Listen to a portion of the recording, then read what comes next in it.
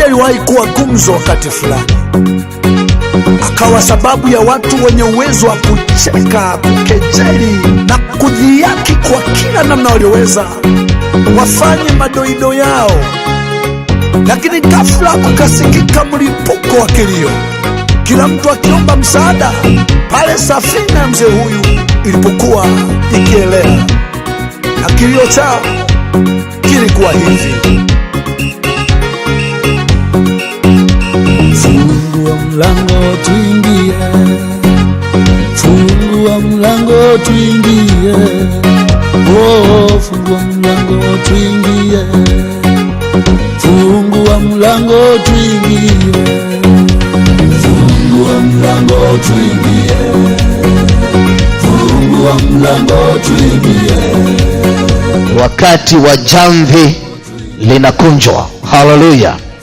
Basi nataka hivi leo, ikiwa ni tarehe 10 mwezi huu wa 6, katikati ya mwaka huu wa 2018, basi Bwana amefuliza kuniambia niseme maneno haya ya kwamba sasa sizungumzii tena habari za siku za mwisho, ila niwaambie wanadamu mwisho wenyewe umefika.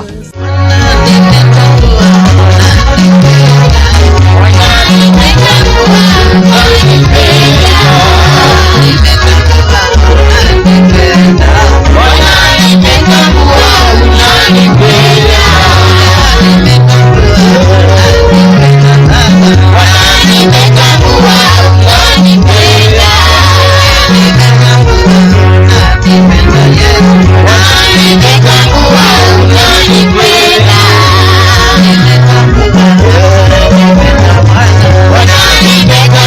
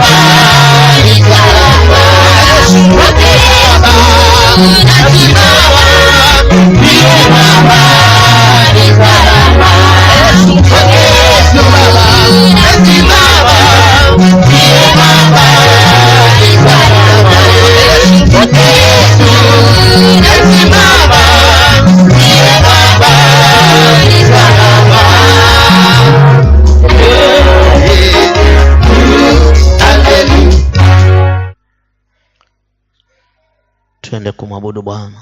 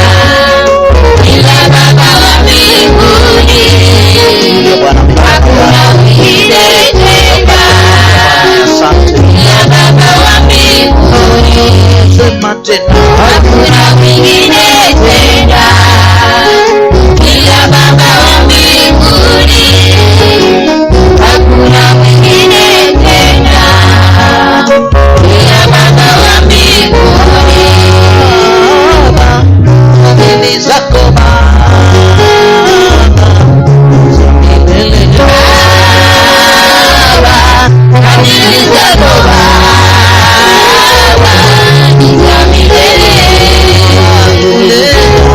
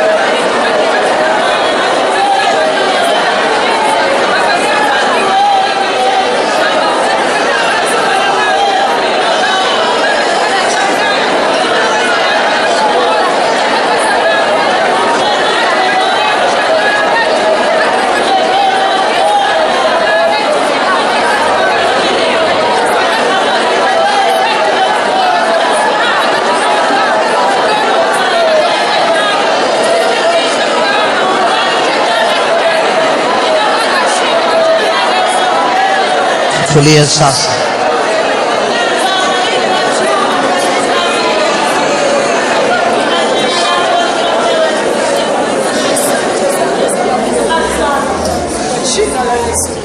Baba, unastahili wewe kuinuliwa. Hakuna wa kulinganishwa nawe katikati ya maisha yetu. Tunazo sababu zote za kusema wewe ni Mungu, kwa ajili ya umbali ambao umetutoa. Tazama, mwezi uliopita umetulinda sote kwa jumla. Bwana, umetuhifadhi na tena umetupigania vita vingi hata kufikia siku hii leo. Hatuna sababu nyingine ila ni kushukuru tukisema Yesu ni asante. Asante Mfalme wa majeshi, asante kwa wema wako. Vita ambavyo umetupigania Yesu, tunasema ni asante. Asante Yesu. Utetezi ambao umetutetea nao, tunasema Yesu ni asante. Asante Mungu wetu. Asante Bwana wa mabwana. Vita ambavyo umetupigania Yesu, tunasema ni asante. Asante Yesu. Asante Yesu.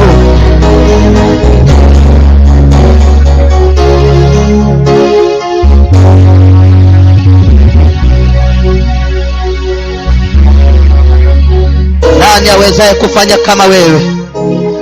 Nani aliye mwaminifu kama wewe? Nani aliye mkuu kama wewe? Nani mwenye uwezo kama wewe? Baba, ninakuinua, ninakutukuza. Baba, ninalihimidi jina lako. Baba, ninalibarikia jina lako. Baba, ninalitakasa jina lako. Baba, ninalihimidi. Baba, ninalihimidi. Baba, ninalibariki. Ninasema ni asante Yesu. Asante Yesu. Asante Yesu. Asante Yesu.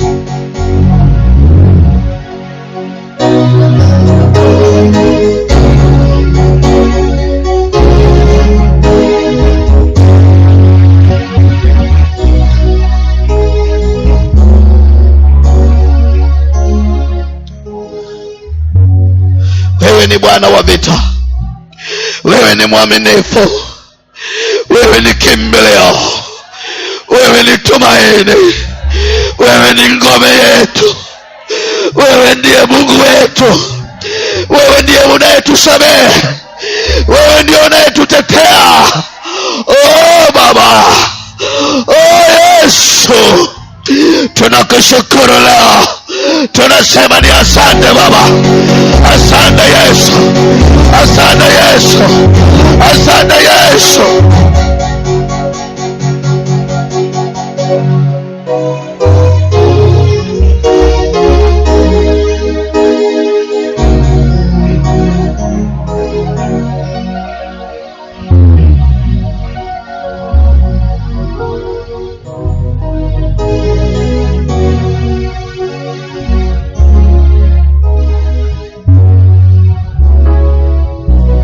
Ni nani wa kufanana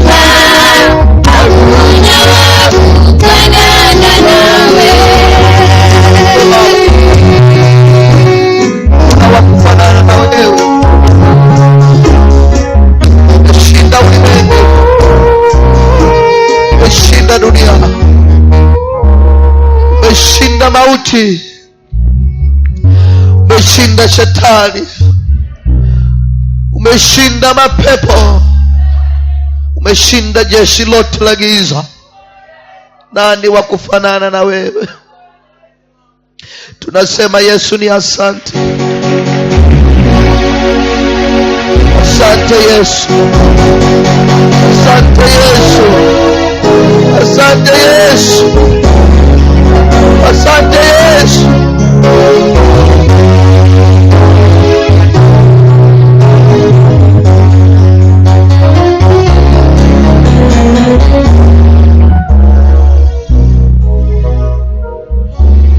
Kwa jina la Yesu tunashukuru Baba. Patia Yesu makofi.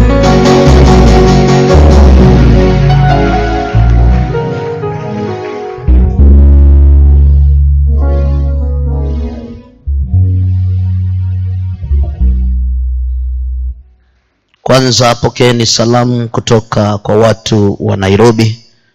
Niambia niwasalimia nikifika Malindi. Hizo salamu ni zenu. Pokeeni kwa jina la Yesu. Hallelujah. Hallelujah. Tuna sababu kubwa ya kumwambia Bwana ni asante kwa sababu ya siku hii maalum ambayo ni ya leo. Siku ambayo ipo hotuba ambayo imenipasa kuitoa mbele za wanadamu kwa ajili ya unabii wa Bwana. Lakini kabla hatujaingia katika mambo haya yenyewe, naye mama ambaye Baba Maalum anasema yuko na ujumbe, ningependa nimpatie nafasi ya kwanza ili haje atuambie ujumbe ule. Kwa hivyo karibu mama. Bwana Yesu asifiwe. Bwana Yesu asifiwe wakazi wa Malindi. Bwana Yesu asifiwe sana. Mnayo furaha ya Yesu? Nafikiri nimewazidi. Furaha yangu ni kufika mahali hapa, maana kutumia gari paka mahali hapa imegharimu mkono wa Mungu.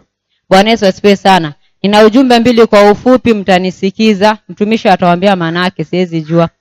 Mwezi wa 3 ndo nilipoa hizo ujumbe, sikuweza kufika. Nilifanya kwa Bombo Ululu, nilisema nao, lakini nikaongea na papa akasema nikifika nije niwaambie.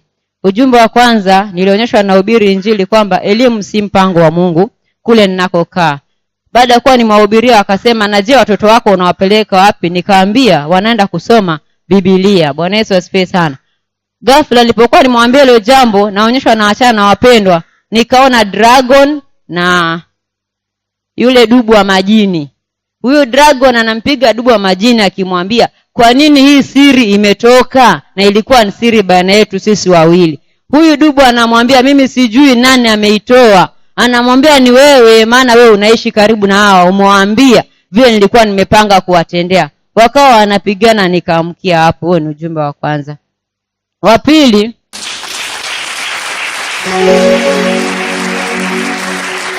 pili, nililetwa mahali kama vile tulivyo. Mtu alinena na mimi, sikuweza kumwona maana alikuwa ni mrefu, siwezi kumwona juu. Akasema watu wanaoshiriki GNI wametamani sana kuingia katika ule mlango ulio mwembamba. Nikamwambia ndio tunatamani. Akasema msishangae mkishindwa kuingia. Nikauliza kwa nini tusiingie? Tumeacha marembo, tumeacha elimu, tumeacha hospitali, tumeamua kuacha vile vinavyosema. Akasema ndio mmewacha kwa katika mtazamo wa nje, lakini katika mtazamo wa ndani mmevibeba. Bwana Yesu asifiwe sana. Nikamwambia tumevibeba vipi na si tumeacha vyote? Akasema angalia, pakaletwa mwanamume hawa malimali, anapita amebeba hizi tight, most wanawake hizi za kubana suruale. Alipokuwa anapita, dada mmoja akakimbia akamwita, hebu njoo nione. Akaanza kuchukua akiona, akijipima. Akanambia, je, huu si urembo mmeubeba katika mioyo yenu? Mnasema mmeacha kwa nje, lakini ndani ya mioyo yenu bado mnatamani huu urembo. Bwana Yesu asifiwe sana. Nikamwambia sasa tutafanyaje? Akasema ngoja tena uone. Akapita mwenye kuuza hizi vipuli, wanja, clip za nywele, yani marembo. Tena akaitwa.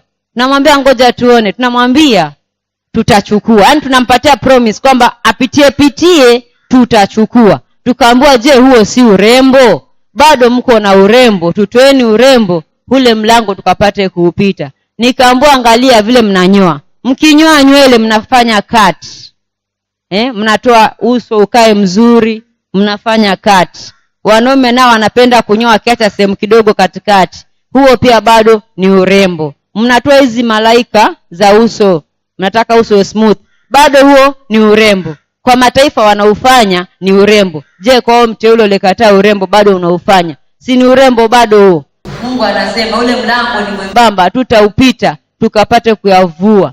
Nikatolewa hapo tena nikapelekwa katika biashara. Badala ya kufadhiliana sisi kwa sisi, tumekuwa tunafadhili mataifa. Unamwona mwenzako mpendwa anauza, unamwacha unaenda kwa ule mtaifa. Haistahili hivyo. Wewe ambao unashiriki na mwenzako kama ni biashara, mfadhili mwenzako, usimwache. Utakapomwacha yule, unataka nani amsaidie? Nani atamfadhili? Ikiwa utakuwa ukimsema ama ukitaka kumsaidia, nani atamsaidia? Tuwe watu wa kufadhiliana na watu wa kufichana aibu zetu na watu wa kupendana. Ndipo ule mlango tukapate kuupita. Alafu wengine ni kwa watoto wadogo. Watoto wetu kuna baridi, tunawanunulia nguo ndani za trouser. Mambo pia hiyo haistahili. Kama ni baridi, kama ni rinda, wacha iwe rinda ndefu. Msichana avae mavazi ya kisichana, mvulana naye avae mavazi ya kivulana. Tusiseme kuna baridi. Na wewe mama ukivaa dera, usivae na ile tight ukisema uko sawa. Ukipita pale ni see through, na kuona vile ulivyo. Lakini wewe umejifariji kwamba nimevaa, hujavaa chochote. Mbele za Mungu tuko uchi. Na pia tuangalie mavazi yetu, mengine tunavaa yanaitwa spaghetti nyumbani. Pia hiyo Mungu hataki. Kwa hivyo yangu ni hayo machache. Kwa majina yangu asionijua, naitwa Mama Wanja kutoka GNI Bombolulu chini ya Pastor Ongoro.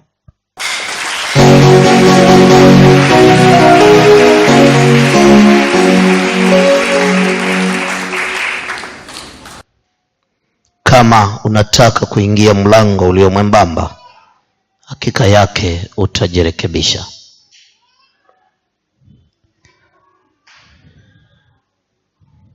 Watu wa Mungu, leo ikiwa ni Hotuba Maalum ambayo ni volume 2,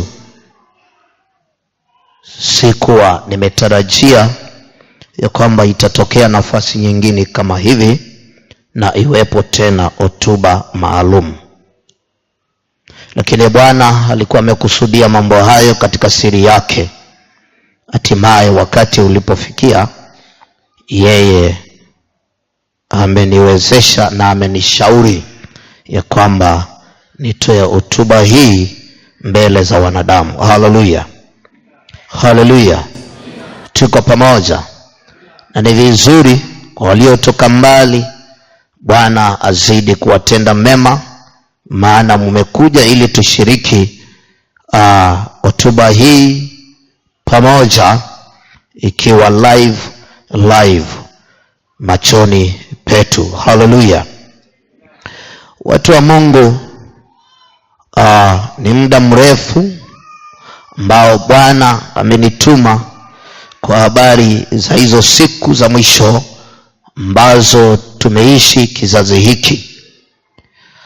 Na mambo haya mara kwa mara nimewaarifuni ya kwamba yalinijia na Bwana aliniletea mwaka wa 2010, wakati ambapo ilikuwa inawadia mwendo wa mwezi wa 6 mwaka huo wa 2010, ndipo Bwana aliponishukia kwa nguvu za Roho wake Mtakatifu na akaniamuru haraka sana na mara moja nianze kuzungumzia habari za end time messages. Na moja kwa moja Bwana amenipeleka wakati huo kwa vitabu vya manabii, na haswa akiwa anasisitiza sana ndani mwangu juu ya kitabu cha Danieli na Ufunuo wa Yohana. Haleluya. Miaka imeenda nikiwa bado ninahubiri na kutangaza habari hizi za end time messages, ama habari za siku za mwisho. watu wa Mungu, kufikia mwaka jana, mwaka wa 2017, nalifikia wakati nikawaambia kwamba kazi nimemaliza. Haleluya. Kama vile Roho Bwana alivyoninenea ya kwamba kazi aliyoitaka niifanye toka 2010 nimeikamilisha, na kuanzia wakati ule akaniambia, sasa kazi ulionayo ni ya ziada, na ni kazi ambayo haina warranty ama haina guarantee. Na vile vile akaniambia kwamba ni wakati wa jamvi linakunjwa. Haleluya. Basi nataka hivi leo, ikiwa ni tarehe 10 mwezi huu wa 6, katikati ya mwaka huu wa 2018, basi Bwana amefuliza kuniambia niseme maneno haya ya kwamba sasa sizungumzii tena habari za siku za mwisho, ila niwaambie wanadamu mwisho wenyewe umefika. Haleluya. Si habari za siku za mwisho, bali ni mwisho wenyewe sasa umefika. Na tayari amenidhihirishia ya kwamba unabii, aswa unabii ambao amenituma kuusema miaka hii yote, basi umefikia kilele chake kutimia, na iliyosalia ni sehemu ndogo sana. Lakini kilicho mbele yetu sasa hapa, ambacho tunakitazama kwa macho, ni dhiki kuu ama the great tribulation. Hallelujah. Hiyo ndio tunaitazama kwa macho yetu. Hivyo unabii umebakia sehemu kidogo ili umalizike kama Bwana alivyonituma. Na kwa sababu hiyo, watu wa Mungu, nataka muelewe ya kwamba aswa sehemu ambayo ni nyeti, ambayo Bwana alikuwa anatufundisha kwa muda mrefu, aswa kitabu cha Ufunuo wa Yohana 13, yaani juu ya chapa ya huyo mnyama. Basi ninataka niwaambie ya kwamba mambo haya yamekwisha tokea duniani na sasa yanaendelea kufanyika kwa kasi katika mataifa, falme, lugha na jamaa za wanadamu. Simula Enero, inaasahan na ng Department of Trade and Industry na may microchip technology na ang mga ATM card.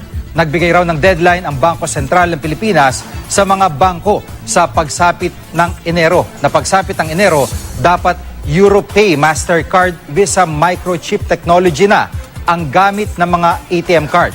Bukod pa yan sa kasalukuyang magnetic strip, layo ng bagong sistema na maiwasan ang cloning ng mga ATM at mahigpitan ang seguridad sa mga ATM. Kaya paalala ng DTI, alamin sa mga bangko kung EVM compliant ang inyong mga ATM card para iwas aberya sa pag-withdraw ng pera sa mga ATM. Daw mga ID sa ilang mga private school dahil sa pamamagitan daw nito agad na malalaman ng mga magulang kung nakapasok na ang mga anak nila. May live report si Steve Dailisa. Steve? Sige, hindi na nga raw kakabakaba yung mga magulang sa King's Montessori sa Quezon City dahil sa bagong security feature sa ID na ikinabit ngayong school year. Sa identification card ng mga estudyante, meron ng radio frequency identification o RFID chip. Papasok sa eskwela o pagkapasok sa eskwela, itatap nila ito sa turnstile at automatikong ite-text ng sistema yung kanilang mga magulang. Laman ng text message, Gigi, ang detalye ng kanilang anak at eksaktong oras ng pagdating at paglabas nito sa eskwelahan. May fetcher profile din sa na tinatawag, kaya hindi basta-basta masusundo ng kahit sino man ang bata, lalo na kung hindi naka-input sa database. Question: has the Mark of the Beast system started in India? This is True News. I'm Rick Wiles. For the past 50 years, America's secret pre-tribulation rapture believers have assured Christians that they will be raptured away before the Mark of the Beast and the Antichrist appear. Well, Tell that to India's troubled Christian population who are being compelled by the Hindu-controlled Indian government to have their fingers, faces, and eyes scanned so that they can be enrolled in Aadhaar. Now I'm carrying all this cash, but I can't have lunch. Nobody is accepting this money. Sasa inakuja kupitia kwa vitambulisho vilivyo na chip. Inakuja katika kadi nyingi ambazo zitakuwa na chip. Kadi za benki, kadi za kadhalika. I want to enroll my 3-year-old daughter in school. They told me I can't do it without my Aadhaar card, so I desperately need it. The government has now made Aadhaar mandatory for availing subsidies on food and fuel, for opening bank accounts, and for getting a mobile phone connection. How many people are using biometric payments today in India? It would be in the millions. Your wristband is your ticket, and you will need it to buy food and drink and other items at the festival. Before putting it on, register it online at the festival website using both numbers located on the back of the wristband or the plastic saddle. This is also where you can preload credit to spend at the festival. Now grab a friend to help you. Slide the wristband over your right wrist. Fasten it securely, but not too tight or too loose. Leave 1 finger's width of room between your wrist and the wristband. You will not be able to adjust it once it's on. Make sure you put on your wristband, not someone else's. Don't do the following with your wristband. Don't twist it, don't cut off the excess cloth as it can fray or split, don't get it too cold or too hot, don't stick pins through it or cut off the tag, don't blow it up, don't feed it to your dog, don't trade it for magic beans. Your wristband is waterproof, so there is no excuse not to shower before or during the festival. You must have your wristband properly attached to your right wrist before arriving. If you have a wristband-related issue, find a customer service booth at the festival. Well, I've got a new card on the way, and I thought, hey, I'd go ahead and open this one up, get a little X-Acto knife, and see if I can cut this away and find out what's under it. I'm sure a lot of you know, and maybe some of you are curious. So here we go. I'll do a little time lapse to speed things up, and we'll see what happens when I cut this open.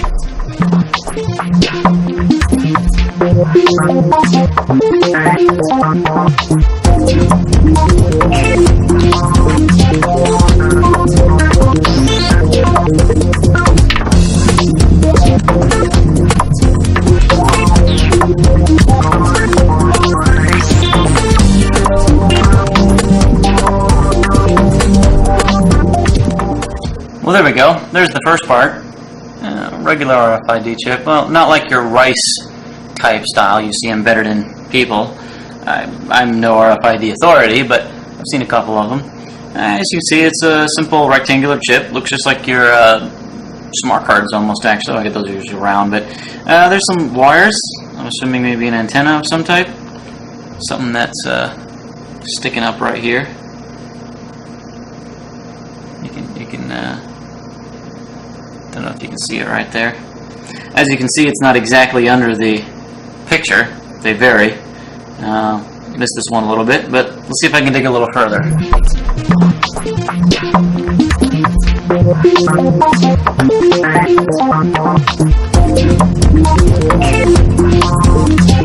Well, looks like we got a little further here. As you can see, some more wires on the other side. Yeah, just a little bit in there. I didn't go very far right up here. But let me see if I can get the chip off itself. There we go. That was a little indentation where it sits in. There's the back of it. It's well, it looks like a little sealed black. I'm not certain what. Very interesting.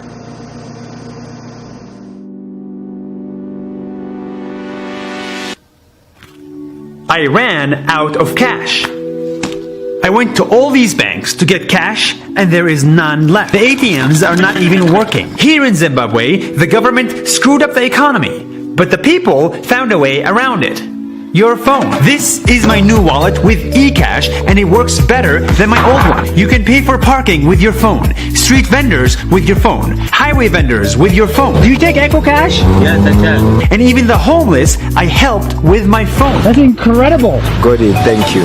Bank-to-bank transfers here happen in a second. Cash is no longer king. In New York or even Japan, cash is still king, and bank transfers take days. In this underdeveloped country with a collapsed economy and a dysfunctional government, there are still lessons to be learned by the developed nations. This wallet is amazing. That's 1 minute. See you tomorrow.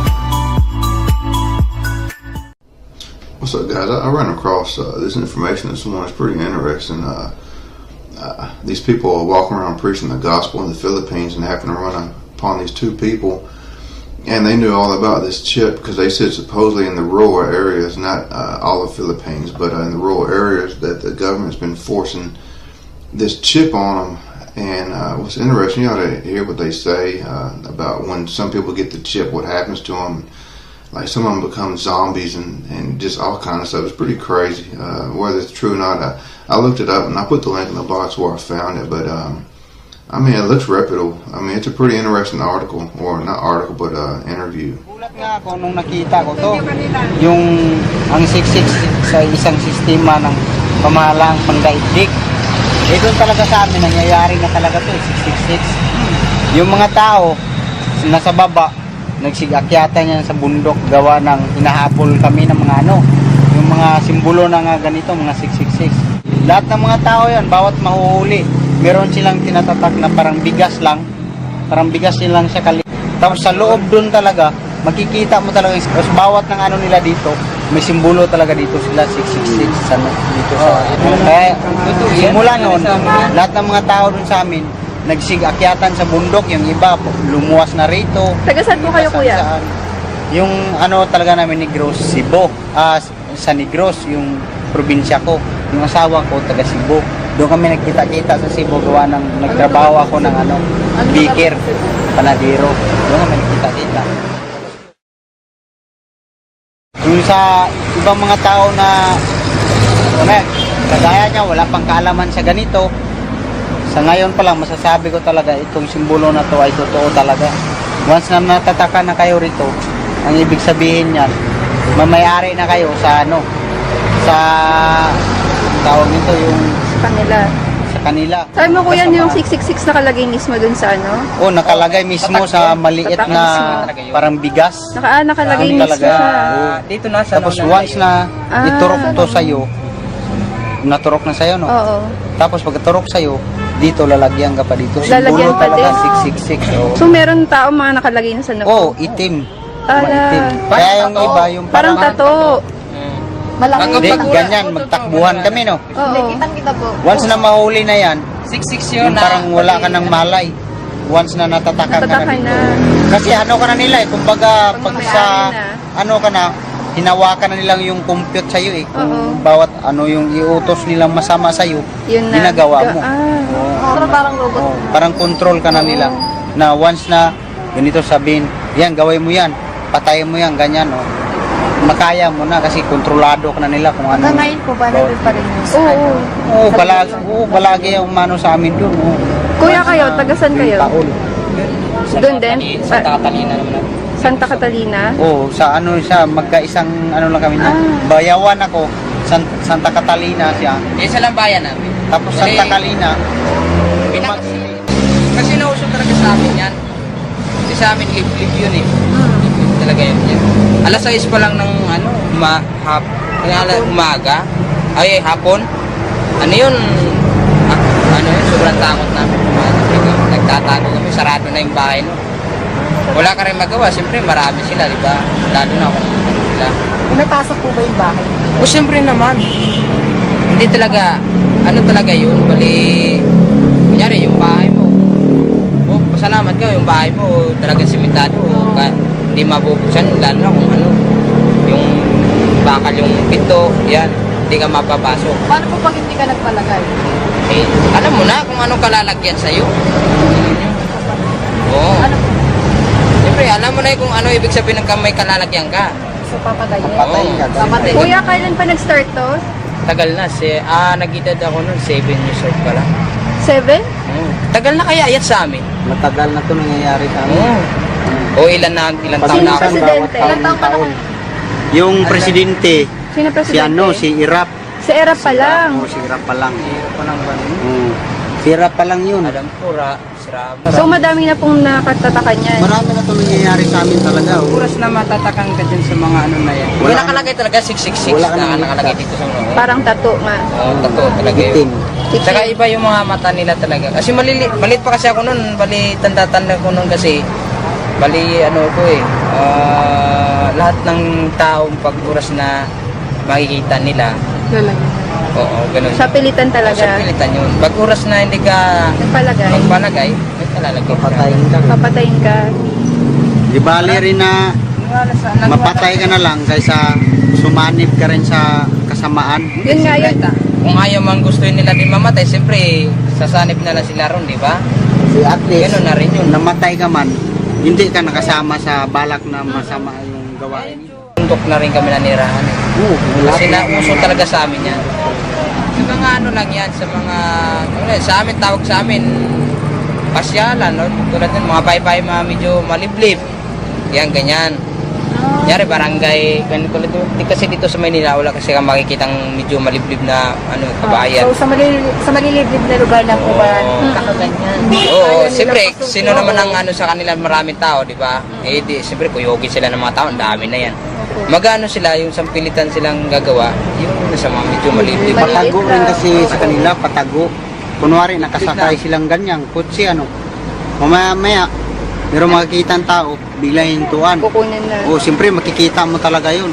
Bigla lalapitan na lang yun, tuturukan. Tapos sabay, ganyan sa noo. Makita ka. Nangyayari yan, parang wala akong maraming tao kasi. Kaya nagulat nga pero ako sabi ko po, darating yung pagkakataon na, pati dito, meron na pong sapilitan na ganyan. Tatataka. I can't believe he just paid with his hand. Like, you just literally put your hand up, and you're good to go. Like, that's crazy. Hi, my name is Charlie Warzel. I'm a senior writer with BuzzFeed News. And in order to see what the future of money looks like, I decided to live for a month just paying for things with my phone. And somewhere along the line, I ended up getting a microchip implanted inside my hand to see if I could be the first person in the world to pay for something out in the real world using just their hand. I basically wanted to try to download as many apps onto my phone as possible and make sure that I could use alternative currencies and try to skirt cash or credit cards any way possible. Using your phone as a payment method, we call that a proximity mobile payment. And we estimate that by the end of 2016, U.S. adults will spend $27 billion using their phone at the point of sale. But you look at that in the context in card volumes, I mean, that's a pretty small drop in the bucket. Hey, do you guys accept Apple Pay or any of the card reader things for your phone? Can't buy anything here, right? Okay. All right. Thank you very much. When you're only using your phone to pay for things, you find that you're sort of pushed to two extremes. Really big chain stores or really small, niche, kind of overpriced coffee shops and places like that. A couple weeks into my experiment, I ended up going to Sweden. Sweden happens to be way far ahead of the United States when it comes to getting rid of cash. I ended up meeting with some people who are really active in the biohacking community and found that you could actually implant an RFID NFC chip in your hand. So take a deep breath and exhale. And so I figured if I could put it in my hand, maybe I'd be able to pay for something with my hand. That was it. Breathe. Yeah. Keep breathing. How's it feel? It's pinchy. It definitely hurt way more than they said it was going to. It looks sort of like a grain of rice or like a pill that's in my hand. I think the idea of using a microchip implant in one's hand to be able to make a payment, I do question the mainstream application of it, but I really think there might be other ways where that might come to fruition, not necessarily through a surgical implant, but through other kind of integrations with the body. So once everything healed, I decided that I needed to start focusing on how to make this chip work. And I really wanted to become the first person to ever pay for a meal at a restaurant with their hand. Eventually, I stumbled across a Venmo engineer who said that he could help me with my task. What they decided is that they would put my Venmo unique user ID onto my chip, which would basically make it so that any phone would recognize my hand as a Venmo app. I'm going to write your secret token for Venmo, and you're going to go up there, they're going to scan your hand, put how much we owe, that's it. case a second. Here we go. So you're good to go. That was so sick, dude. That was sick. Yes! That was gnarly. That was insane! We actually accomplished what we set out to do, and I kind of couldn't believe that it was ever going to happen. Like, I thought I got this thing jammed in my hand for nothing. My hand is paying for everything today. If the wallet is here, and your phone is sort of a healthy middle ground, something like the chip felt to me like the furthest possible extreme of, futuristic technology. The challenge with mobile payments is that, especially in the US, it's so easy to use cards. After doing this experiment, I would bet that in about 10 years, it's kind of abnormal to carry around a wallet that's just stuffed full of cash. Ikiwepo pia nchi hii ya Kenya haikusazwa nyuma katika unabii huu kutimizwa. Hivyo fahamu hivi leo ya kwamba atuongelei habari ya vitu vitakavyokuja, bali tunazungumzia sasa jambo ambalo linaendelea katikati ya mataifa, na pia Kenya ikiwepo miongoni mwao. Aswa hii chapa ya mnyama ambayo mwisho wake inadhihirishwa kupitia kwa ile kitu inaitwa teknolojia, yani microchip. Microchip imeimbiwa wimbo sana siku zimepita katika nchi hii ya Kenya, na wamehapa siku zimepita ya kwamba watabadilisha stakabadhi za watu, mapasipoti, vitambulisho na hata pia vyeti vinginevyo vya kuzaliwa na mambo kadha wa kadha, kuweka mambo hayo katika biometric system. Sasa inakuja kupitia kwa vitambulisho vilivyo na chip. Inakuja katika kadi nyingi ambazo zitakuwa na chip. Kadi za benki, kadi za kadhalika.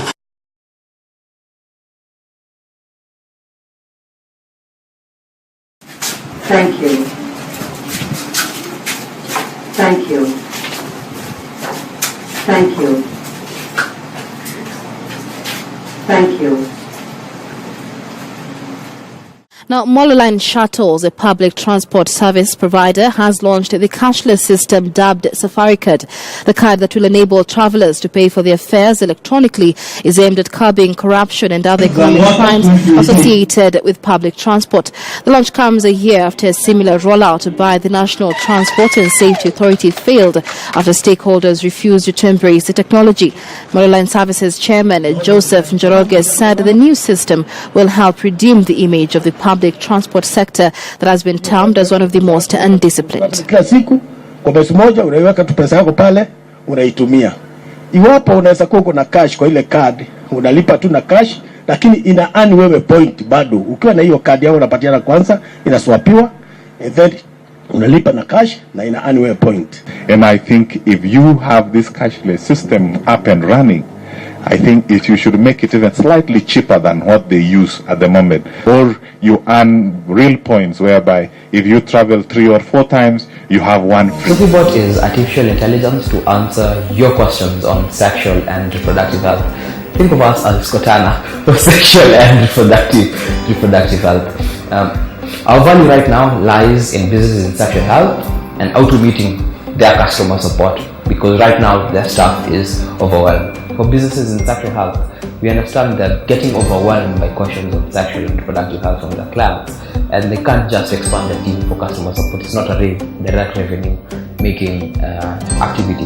So yeah, Hotuba comes in and automates those responses using artificial intelligence. And in the future, madam, simu yangu imeblock. Sasa nilikuwa nataka kuchange password. Najua nimekuwa pale kwa tinga nilikuwa nimesiaga, lakini sasa kulipa sasa ndo kaanza kusumbua. Ona, siku hizi mambo imebadilika. Unatumia tu jitambulishe na una change pin yako. Unajua nimekuwa pale kwa tinga nimesiaga unga na nyumbani kuna wageni, nimepea chai tikini. Lakini sasa tunataka niende tu haraka nipike kaukali tu hatoko tu hivi. Hivi tu akula haraka ndo tumalize hii mambo. Hii mambo mengi mimi hata mistaki. Hakuna story. Huda. Mambo ilichange bana. Kwani wewe wapi? Kwetu. Sini huko 12 chain number ya Pungoma huko. Maneno zilichange siku hizi bwana.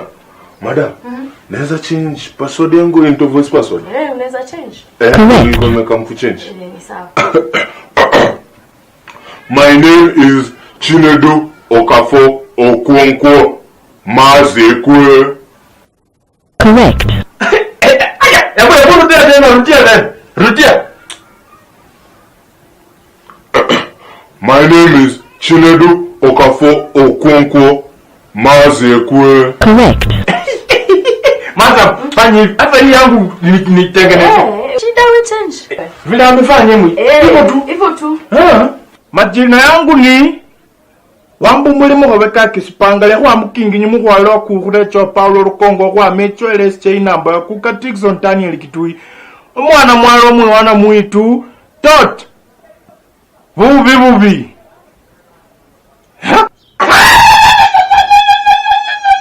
Imakupani. Imeweza. Imakupani. Hey. Ha.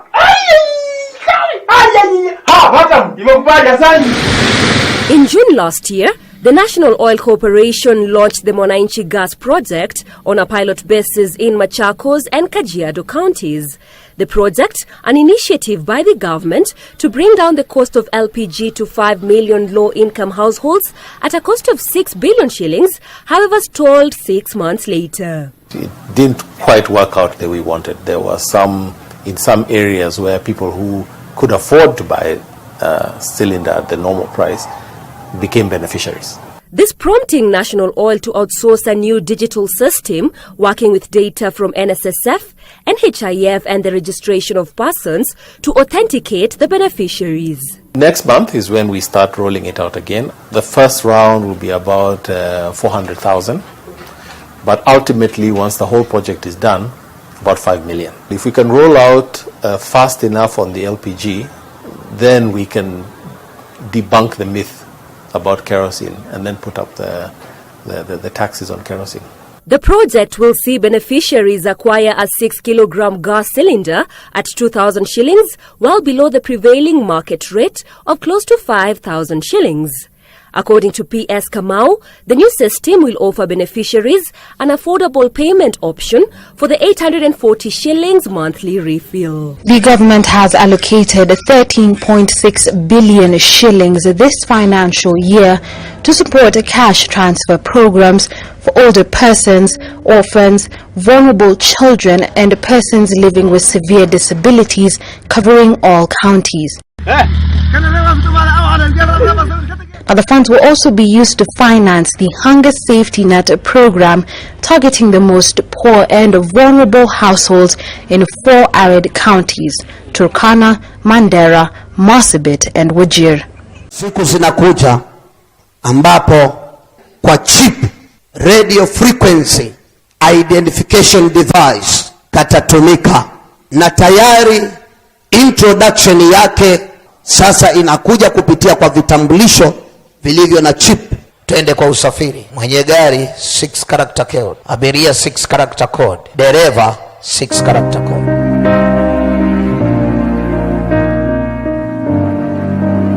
Ajali hiyo ikifikisha idadi ya watu ambao wamefariki kutokana na ajali za barabarani mwezi Disemba pekee kuwa zaidi ya 330.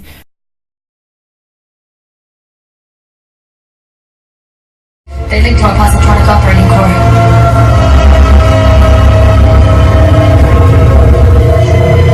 Wow. Thermostat wasn't good enough. You went and needed building a brain.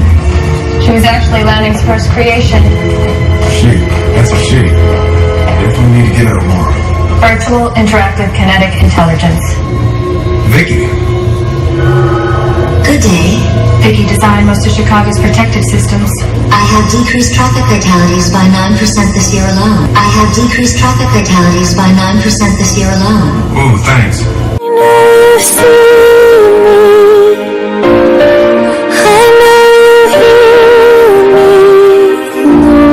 Traffic management is a persistent challenge. This has prompted the Kenya Urban Roads Authority to contract a firm to develop a new solution that will aid in traffic management. An intelligent transport system for Nairobi City is in the planning stage. Once implemented, it is expected to ease traffic within the city as part of Nairobi's Urban Transport Improvement Program. The Intelligent Transport System ITS, which is funded by the World Bank and the Government of Kenya at a cost of 1.4 billion shillings, includes installing new sensor-powered traffic lights and redesigning junctions. ITS, Intelligent Transportation System. ITS, Intelligent Transportation System. So in these cases, it's using a combination of cameras, sensors, and big data technologies to better identify traffic issues, respond quicker, prevent traffic abuses, I have decreased traffic fatalities by 9% this year alone. I have decreased traffic fatalities by 9% this year alone. Now, as opposed to the current traffic light systems in use, which at times requires the presence of a police officer,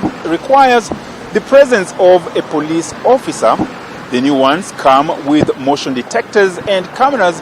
Under the agreement, NASA will install an intelligent transport system that will relay video footage to a central command center, thereby controlling traffic lights remotely, a move that will heavily cut down on the number of traffic police officers on the city roads.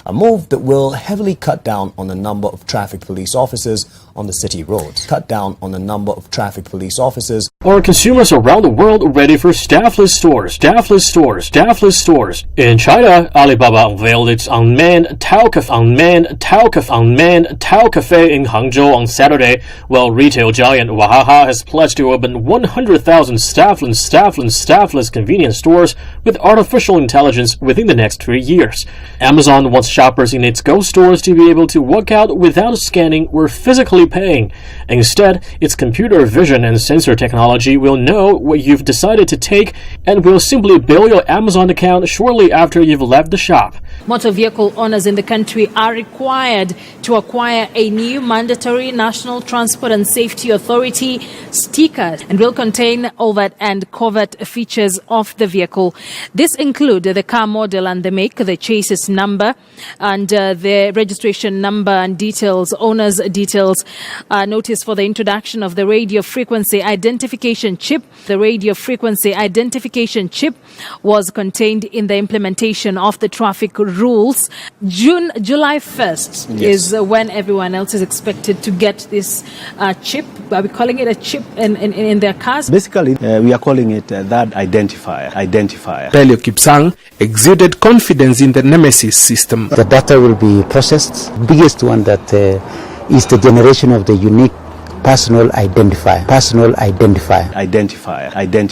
You know, a vehicle is identified by currently a registration plate and the logbook. Challenges before in terms of both safety and security, and the technology that would be managing this is the RFID identifier. And this is a chip that will be in that identifier, and it will have basically all the information as you rightly mentioned. Faith is the victory. Faith is the victory. Oh, glorious victory that overcomes the world.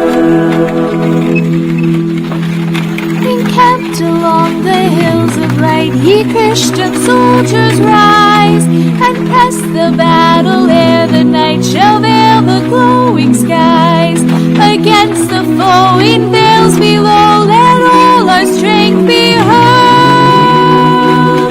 Faith is the victory we know that overcomes the world. Faith is the victory. Faith is the victory. Oh, glorious victory that overcomes the world. On every hand the foe we find drawn up in dread array. Let tents of ease be left behind and onward to the fray. Salvation's helmet on each head with truth all good about. The earth shall tremble 'neath our Biometric system sio system nyingine yoyote ile, isipokuwa ni ile system ambayo itakutambulisha wewe kulingana na maumbile ambayo Mungu alikuumba. Hallelujah. Hiyo ndio inaitwa biometric system. Watu wa Mungu, mambo yamechukua mkondo kwa kasi, kama mlivyosikia ya kwamba walianza na mashule na sasa wameingilia sehemu zinginezo, sasa wanaingia. Hiyo ni katika nchi hii ya Kenya, lakini mataifa yaliyoendelea sana, basi mambo hayo hata yameenda kiwango kikubwa sana. The Prime Minister's Delivery Unit has received 52 biometric devices and 60 phones, among other devices, as a grant from United Kingdom's Department for International Development, aimed at monitoring the attendance of both health workers and teachers in 20 districts in eastern Uganda. Dr. Ezra Sruma, who received the assorted equipment, says the devices will help to monitor staff in real time. We don't want statistics of what happened 10 months ago. No, every day we want to know whether the person who is supposed to work is working. And I think when this happens in every sector of our country, we'll see a decisive change in service delivery. And that this will result in a very widespread impact, which will improve outcomes for all Ugandan citizens in the period ahead. While the measure to incorporate technology within the health and education sector has been welcomed, experts believe that government agencies are only treating symptoms and not preventing absenteeism amongst teachers and health workers.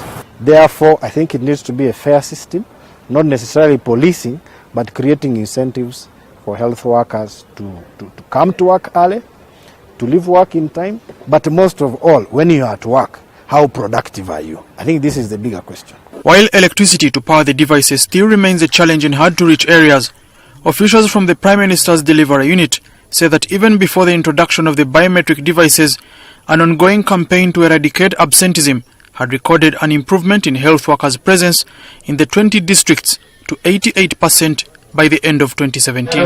The data that you could possibly get from a chip that is embedded in your body is a lot different from the data that you can get from a smartphone.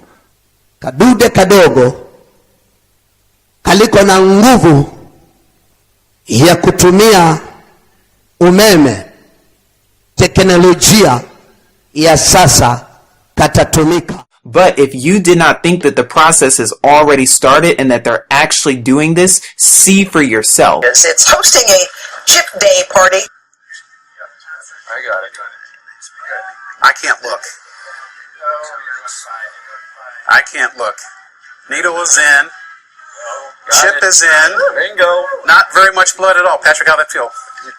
Better than get my wisdom teeth out. Okay, and you're still conscious. Yeah, I'm great. Melissa got chipped yesterday, but you had to be talked into doing this. How long did it take you to say yes to this? I was a little hesitant at first, but I had 7 days to think about it, and once I learned the facts, there was no question in my mind. Okay, one last thing we want to show you over here. Hold on, Matt. Go ahead, Steve. They can buy their goodies here in the break room by just using their hand. Real quickly, he's going to get a Kit Kat bar. And it's paid for $1.06, guys. So the question again, as we asked you last week, are you ready to be chipped? It's the answer spoken by young and old, rich and poor, rich and poor, rich and poor. And he caused all, both small and great, rich and poor, free and bond, to receive a mark in their right hand or in their foreheads. No more money, loose change, or even swiping a card to pay for lunch. Now all kids in Bossier Parish will need is to wave their hand. KSLA News 12's Sasha Jones is in the Alert Center. She has the very latest on this new technology and what it means for students. Sasha. Dominique School Board leaders say this new technology will make it faster, safer, and easier for kids to pay for lunch. Parents, however, are not easily convinced. Some parents say this system is an invasion of their kids' privacy. In less than 5 seconds, Bossier students will slide right through the lunch line. Sometimes they say they don't have much time at all. Sometimes they get 10, 15 minutes. But this new technology promises to fix this. Apollo Elementary parent Long Wen says lunchtime is also crunch time for his 2 kids. He says students are racing against the clock to move through the line and eat with speed. But soon, all Bossier Parish school cafeterias will have a palm scanner. And there's no risk of personal information being shared. The scanner uses infrared laser to map out each student's vein coordinates and stores the data. The scan will help move the line faster and get some students at tables quicker. Today in training, Bossier cafeteria workers and I learned just how fast it really is. Come and scan their hand. Boom, you've already bought your lunch. Just that fast. Yep, we'd hit okay, you had money in there, and you'd be done. I really think it's a good idea. Any time you go up in technology with the scanning and things like that, it's always a good idea. But not all parents are thrilled about the idea of this new technology. KSLA News 12 received an email from a Bossier parent who says this new system is only going to desensitize their student to privacy issues. However, school officials say that's not the case, and the new palm scanning system will only heighten security for both parents and students. You know, if a child's ID is taken, that's happened in the past where another student might be using their ID and is using the money that the parent thought, is going on their own child's account. And for Wynn, it's these extra benefits that have sold him on the idea. Parents who do not want to participate in the new scanning system can opt out of the program. Waller Elementary School will be the first school to start the scanning on Monday. And in 6 weeks, every school in Bossier will be using the scanners. In the Alert Center, Sasha Jones, KSLA News 12. And that no man might buy or sell save he that had the mark or the name of the beast or the number of his name. I've said it before, I will say it again. We can't balance the budget on the backs of the very people who have borne the biggest brunt of this recession. Everyone's going to have to chip in. Everyone's going to have to chip in. Everyone's going to have to chip in. Well, it looks and sounds like something out of the future, but a new palm scanning device will help Bossier Parish schools keep better track of what children are eating there. The electronic device will be implemented at all Bossier Parish schools. Workers are currently being trained on how to use it. A small infrared camera is used to scan a child's hand, and because palm and fingerprints are unique, the system can keep track of everything students eat and even what they're not supposed to eat. The new system also allows parents to add money to their child's account in real time using a credit or debit card. Food allergies can also be listed, as well as items you don't want your child to eat. And if a student picks one of those items, the system won't let them buy it. System won't let them buy it. System won't let them buy it. It also improves accuracy as well as security, because in some cases a student might obtain another student's ID and swipe it and actually take money off of their card. This prevents that with the swipe of a hand. With the swipe of a hand. With the swipe of a hand. And that system will go online over the next 6 weeks. Money for the program was already allocated in the budget. Parents can opt out. Here is wisdom. Let him that hath understanding count the number of the beast. For it is the number of a man, and his number is 666.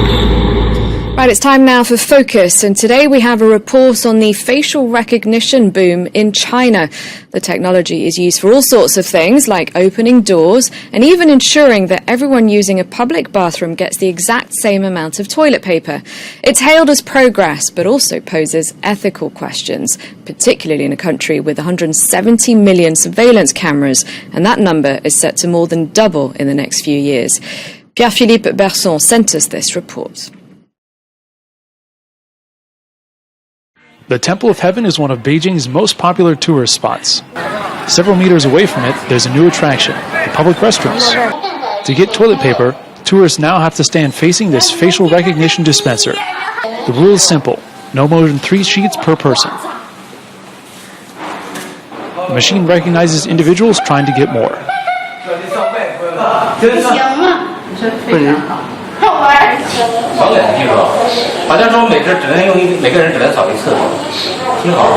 Installed last March as a trial, this kind of dispenser could see wide use in the near future. In China, facial recognition isn't limited to just bathrooms. The technology is getting more visible on campus, too. In female dormitories at Beijing Normal University, keys are no longer used. The door automatically opens after a face scanning process. In some months, every building will be equipped with such machines. This hasn't raised any concern among the students. This is much safer. Unknown individuals can't get in. This is not a science fiction nightmare. This is just progress. Technology makes our life better. Facial recognition is popping up everywhere in everyday life in China. The sector is booming, over 15% growth per year. Between now and 2020, sales could pass 6 billion euros. The company Face++ is a leader in the Chinese market. This startup is valued at $1 billion, partly because of its groundbreaking innovation in image scanning. On these screens, you can see that every person in the room is filmed real-time. The grid you see here is analyzing my face. Our cameras can now recognize me, even from the side or when my head rotates 30 degrees to the left or right, or 15 degrees up or down. All employees at the company have given their face prints. Cameras film and record every move. The startup is specifically working on the security sector. The field is flourishing in China right now.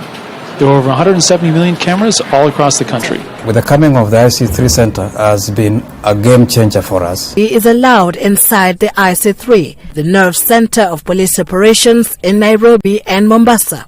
The call-taking unit receives between 27,000 to 45,000 calls every day from across the country. Out of that, the information we get here, so many have been averted because the information is true and real. For a country that has borne the brunt of terror attacks and witnessed a surge in domestic insecurity, the use of technology in curbing crime has been a major boost to law enforcement agencies who now have the capacity to track real-time unfolding developments. The technology, backed by a network of 1,800 high-definition cameras, covers several streets and key installations in the two cities. In a particular location where we have a pole, we have 3 cameras. As a result of these cameras, a suspect was arrested in January after he was spotted changing his clothes at Uhuru Park, all this time unaware that peering lenses were recording his transformation. And he was promptly arrested and taken to court and charged with the other counterterrorism offenses.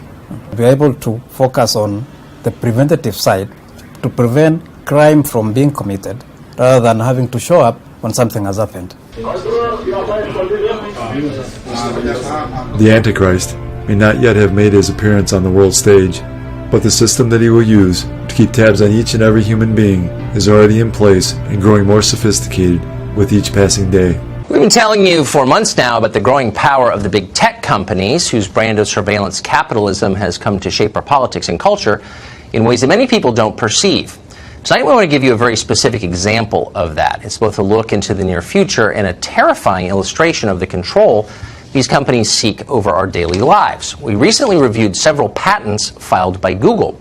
As we describe them, ask yourself if you're comfortable giving this much power to unelected technocrats you have never met. In the first patent, filed in September of 2016, Google envisions how it could send you personalized advertising based on what a camera observes in your home. In the illustration that Google submitted to the federal government, the Patent Office, a camera in your bedroom sees a Godfather novel on your nightstand next to your bed and uses that to steer you to watching the movie. If you think that's creepy, prepare yourself because it gets a lot creepier. In another patent application from September 2016, Google imagines how it could take control of your parenting, your relationship with your children. Google's smart home system could detect children near a liquor cabinet, for example, or in their parents' bedroom, infer that, quote, mischief is occurring and deliver a verbal warning. In another example, Google imagines a hypothetical child called Benjamin. Google's cameras would be watching Benjamin at all times, carefully. They could see if he's playing outside or using electronics. Presumably, they also try to use that information to sell him things at some point, because that's the whole point of Google.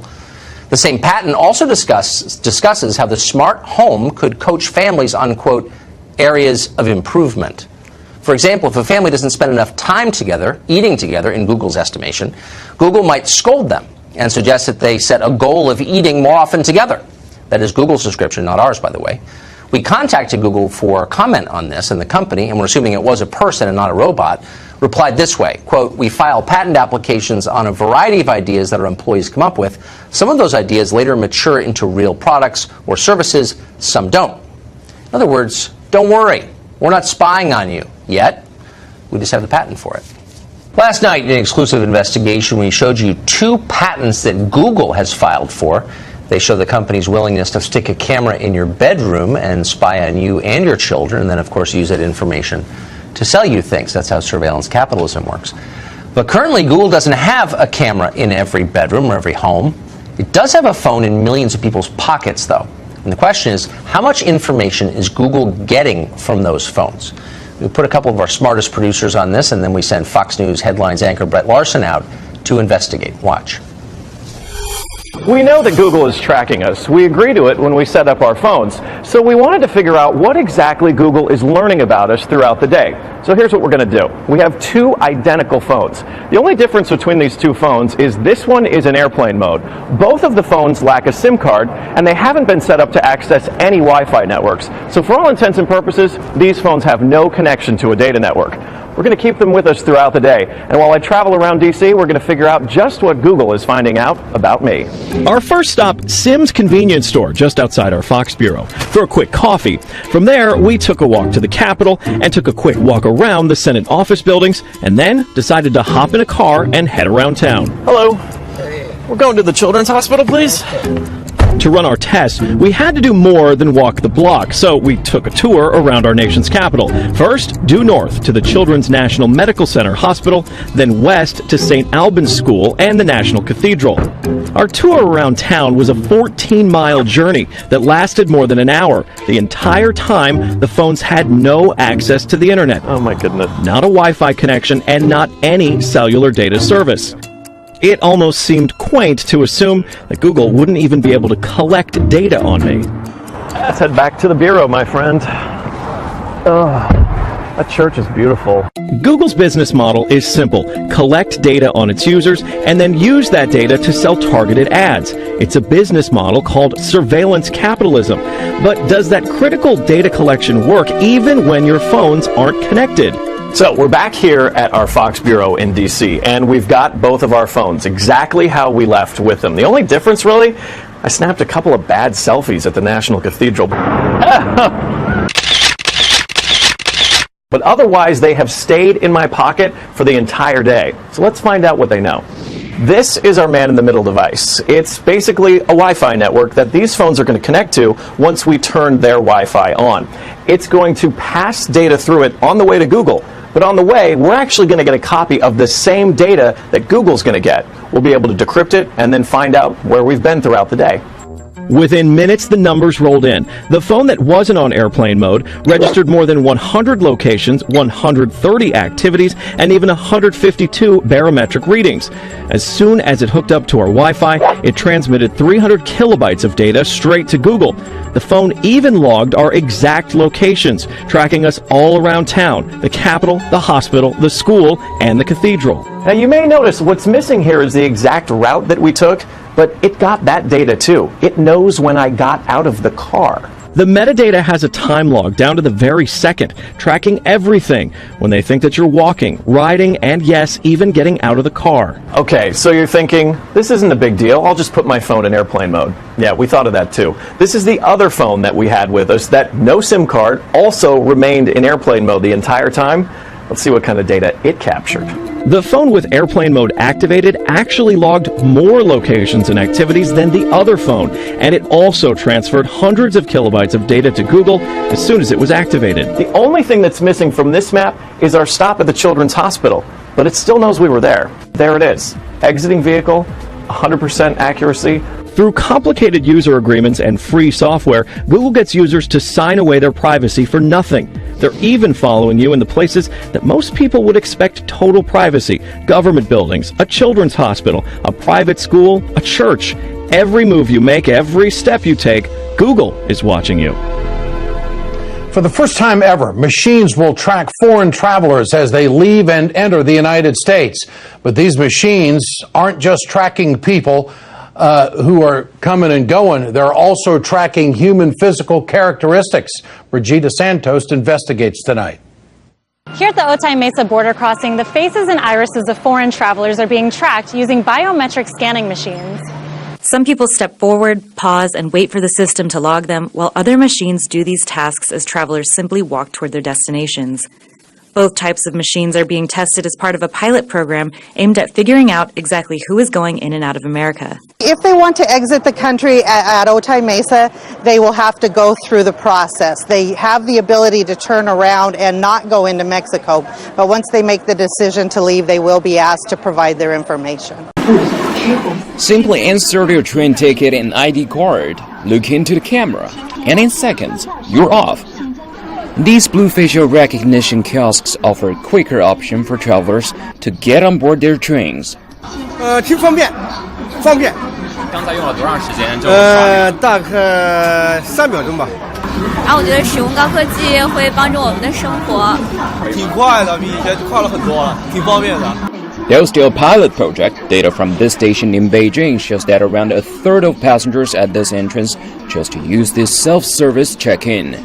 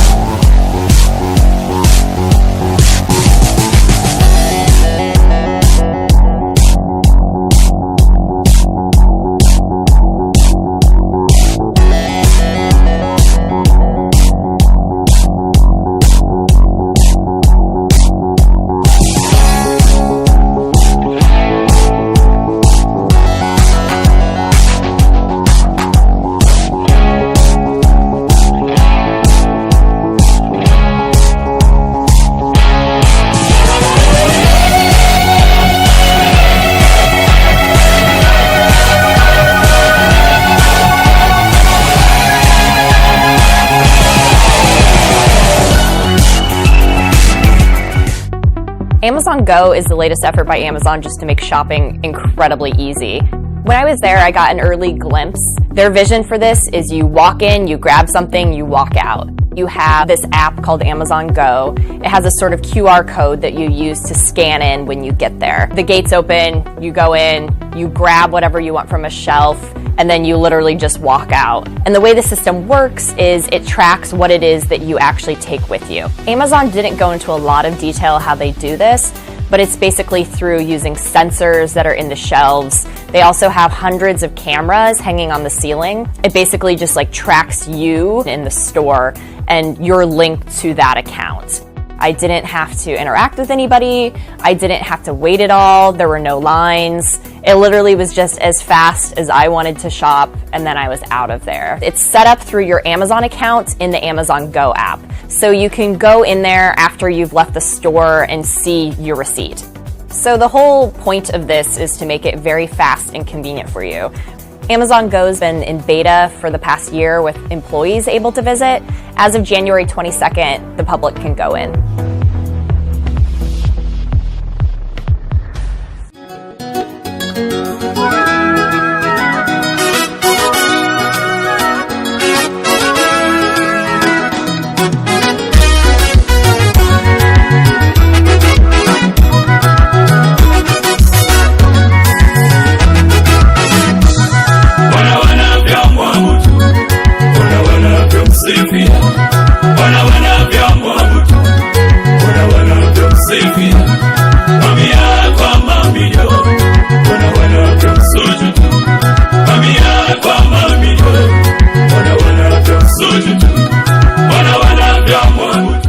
Na sasa hivi tunaongea, kama nilivyowaambia, miaka imepita ya kwamba matumizi ya pesa taslim yanaenda kuondoka.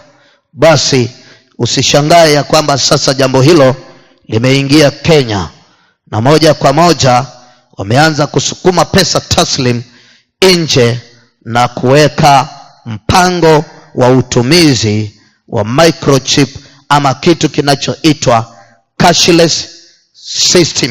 Hallelujah. Na majuma mawili yamepita sasa, nikiwa Nairobi, ninaona kwa televisheni ya kwamba Kakamega County government imefanya launch ama ime-launch cashless system. It is a relief for Kakamega residents as they will now be able to view and pay their water bills from the comfort of their homes through use of their mobile phones. According to Fred Atwa, a senior officer at the Water and Sanitation Company, a large amount of money has been lost in the past few years due to corruption. Ningehimiza wananchi wasijaribu kulipa pesa na cash, wasipewe mtu yoyote, mfanyikazi wetu ama mtu yoyote pesa ati wanaenda kuwalipia, kwa sababu hiyo pesa haitafika, na isipofika sisi tukija hatutajua hiyo. He further stated that 2 officers who are in charge of ensuring residents get their monthly water bills have already been arrested as they were allegedly involved in corruption. Saa hii tunasoma na kutumia smartphone. Hizi phone tumenulia meter readers wetu wote, wakienda kwa ground, si ati ataandika kwa karatasi, akipiga picha inachukua na reading, alafu inatuma ile njia ya mtandao, inaleta kwa server yetu, alafu billing inafanyika. The residents will now be able to view their bills on their mobile phones and pay through the M-Pesa platform instead of waiting for the Water and Sanitation Company officials to take the bills to them. Fred Atto said the move will ensure that corruption comes to an end and assured residents that they will continue accessing water even in the villages. Hivi karibuni matumizi ya pesa taslim, cash money, solid money yataondoka, na badala yake kupitia kwa chip, radio frequency identification device, katika kadi nyingi ambazo zitakuwa na chip. Kijiji kizima cha Griftu kinachota maji hapa. Niliteseka sana nikiwalea watoto wangu, ila kwa mpango huu ninaweza kupata maji wakati wowote. Ninachohitaji ni pesa kwenye kadi. Lakini si swala la kuteka maji tu, ila jinsi wanavyoteka. Kwanza kila moja ni sharti yawe na kadi hii ya kiaina yake.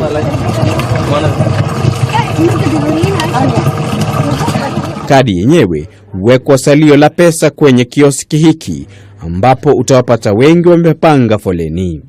Baada ya hapo, wanapoelekea kuyachota maji, ni sharti uipitishe kadi yenyewe kwenye mashini maalum ili kununua maji. Mtungi hapa ni shilingi 2 na sumni. Mama Abdia akiwa amenufaika na mpango huu. Kabla ya kuyateka maji, unaipitisha kadi yenyewe kwenye mashine hii na maji yanaanza kutiririka kwenye mtungi wako. Unaipitisha kadi yenyewe kwenye mashine hii na maji yanaanza kutiririka kwenye mtungi wako.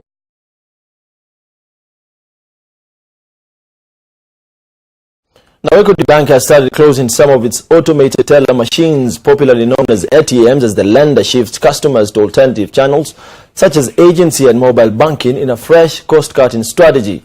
The lender says it has so far closed 11 ATM lobbies.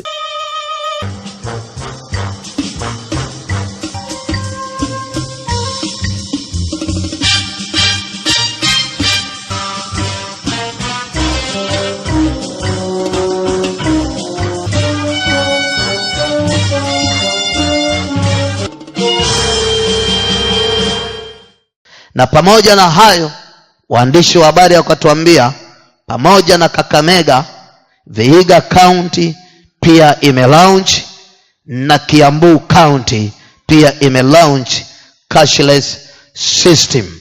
We have just launched the revenue automation system.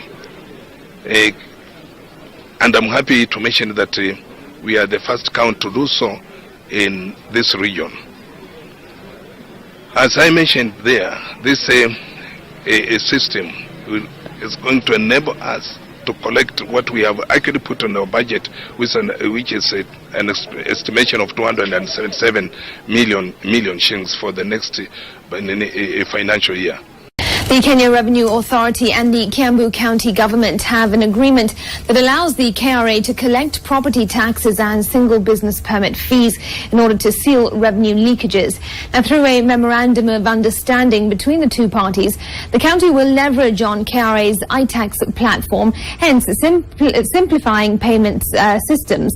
This agreement will also include a joint enforcement approach, which will make it very difficult for defaulters to operate undetected. The governor of the Kiambu County says the county is working to improve its revenue collection efficiency so as to meet its targets.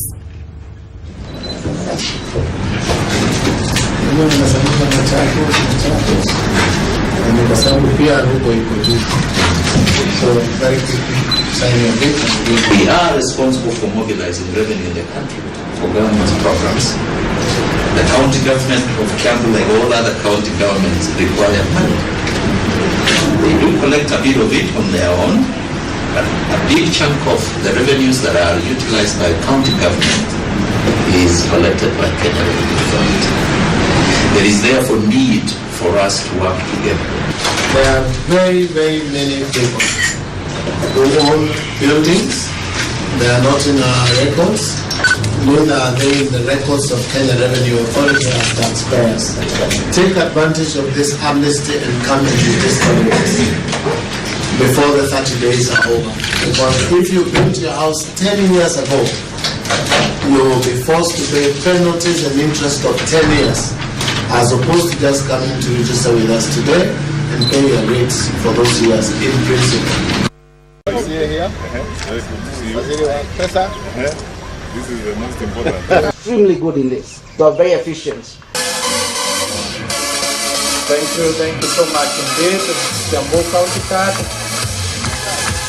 It is now officially. The other one, we have also done very well with the Now, we are going to do a new e-readiness survey across the country in all counties. By the end of this year, we are going to tell investors which county is most e-ready, so that when they are planning investment, we provide advisory services to them and tell them Kiambu is the smartest county, so proceed and make investments in Kiambu County. I take this opportunity to encourage all the other 46 governors to increase allocation to ICT during their budgets.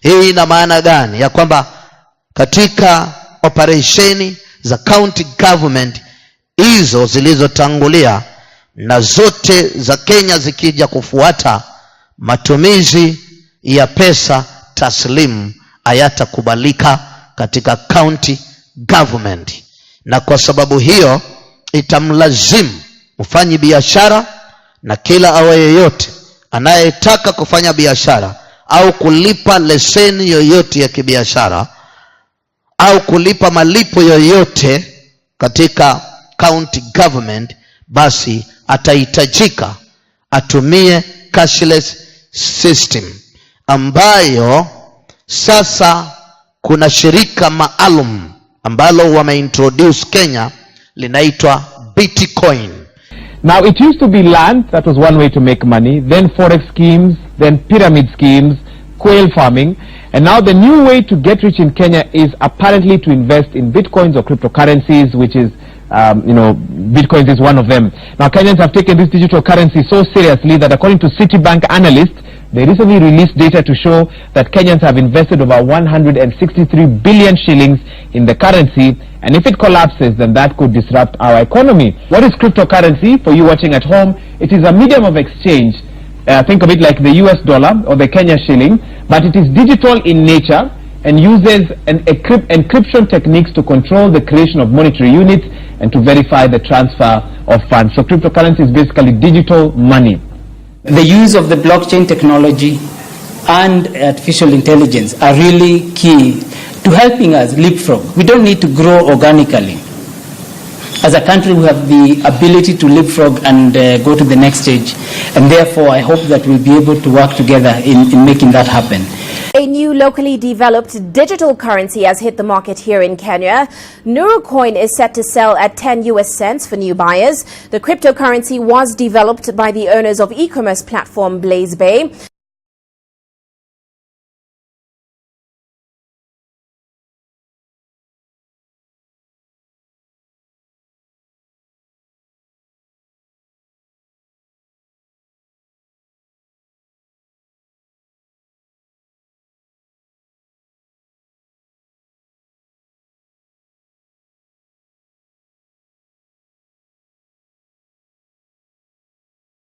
The pilot project will kick off this Monday with Safaricom and Airtel Kenya testing it out first.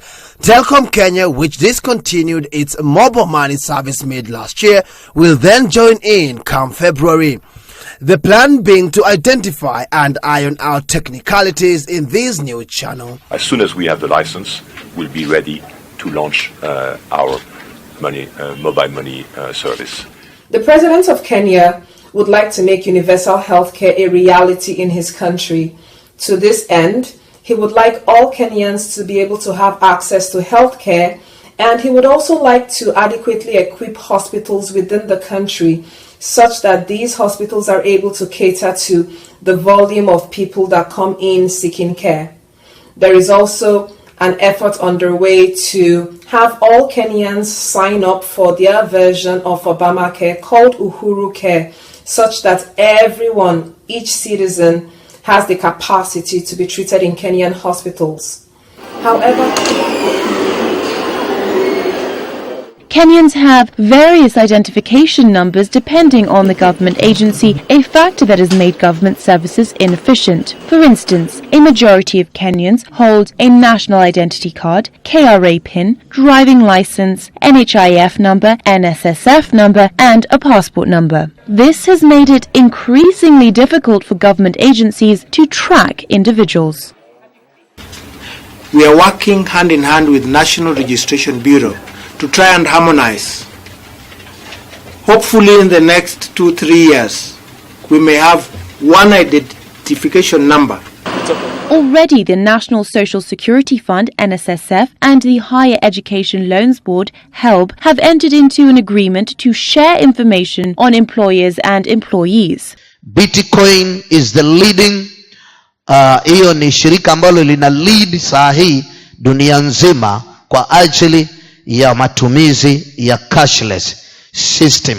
Kenya limeingia na watu wanakuwa introduced, na jambo la kunishangaza kabisa ni kupata habari waziwazi ya kwamba Nairobi wahubiri walikusanywa wote wakawa introduced kwa Bitcoin cashless system.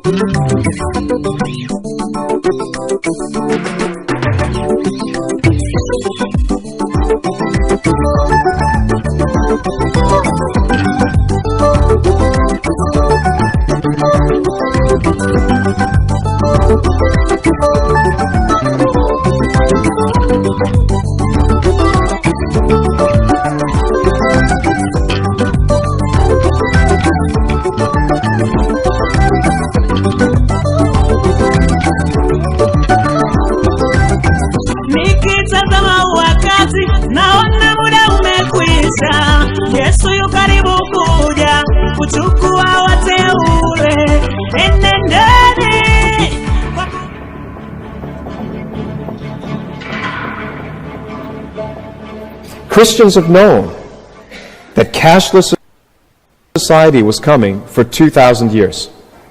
So this is not news to us. All this digital news and, cryptocurrency news is actually old news to Bible-believing, prophecy-following Christians. But while it's not new to us, the idea still evokes fear of the last days. The Christians got on another bandwagon. Electronic banking and ATMs are the mark of the beast. This must be so demonic. And now what? How many of you have even see your cash, touch your cash? Your cash is stored electronically. It's being moved electronically. It's being paid to you electronically. No physical cash is even being changed, right? Or exchanged. The idea that virtual money is the mark of the beast, I think would mean that every single human right now has the mark of the beast. And that's not true. Virtual money, I have news for you, was in fact invented by the church. Did you know that? You have come to the right place because this is stuff you won't commonly hear about. Virtual money was invented by the church. Why? Why? We had the smartest people in the world in finances, in science, in math, in every field of knowledge who called Jesus their Lord. And back in the day when the Muslims took over the main centers of Christianity and they finally took over Jerusalem, the Christians pushed back against this invasion in a defensive move called the Crusades. A lot of people think the Crusades are offensive.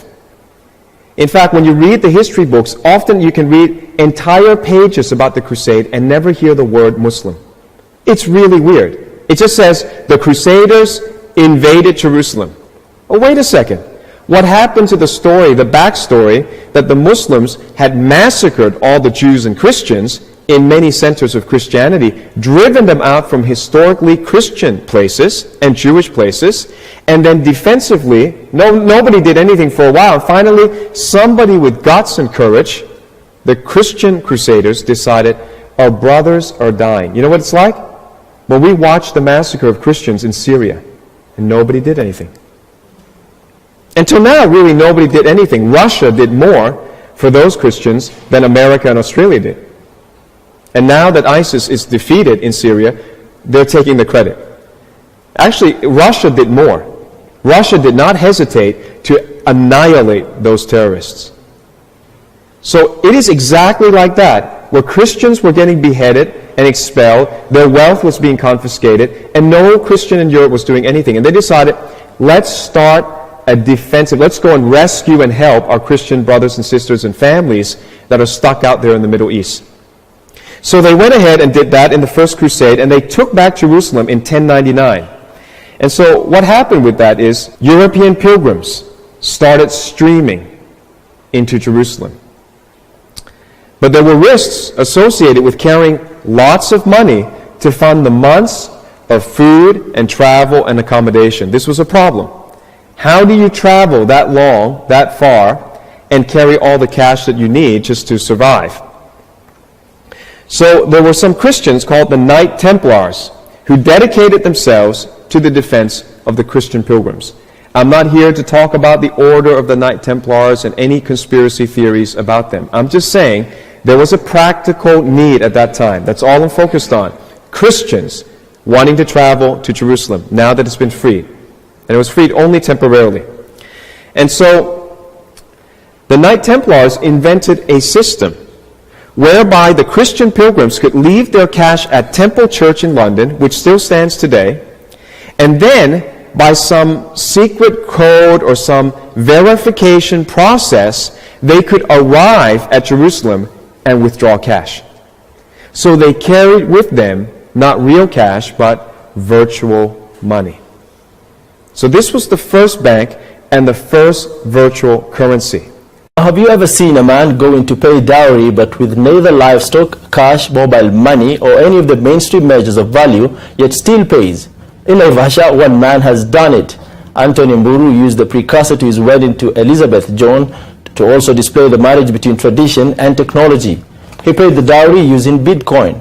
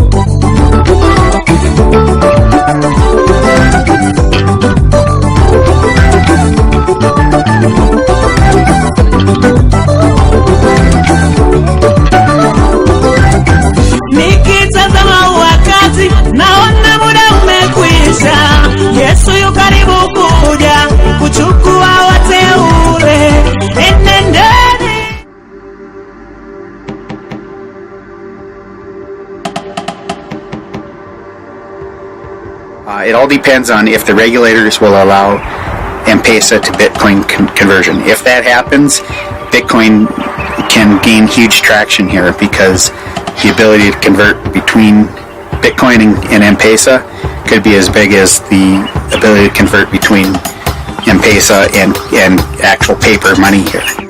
So I think sending money has become very easy. As long as the person has a phone. You know, I was thinking literally, how can money come in the air?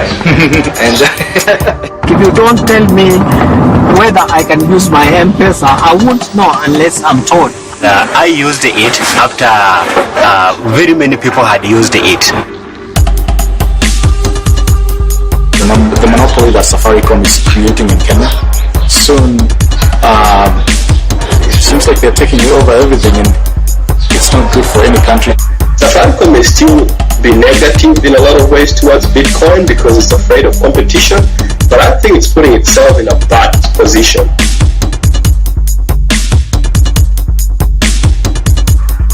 A fair amount of wishful thinking mixed with random reading of Wikipedia pages and then making up all kinds of connections in between. This article, I think this article was actually the reason we got shut down by Safaricom.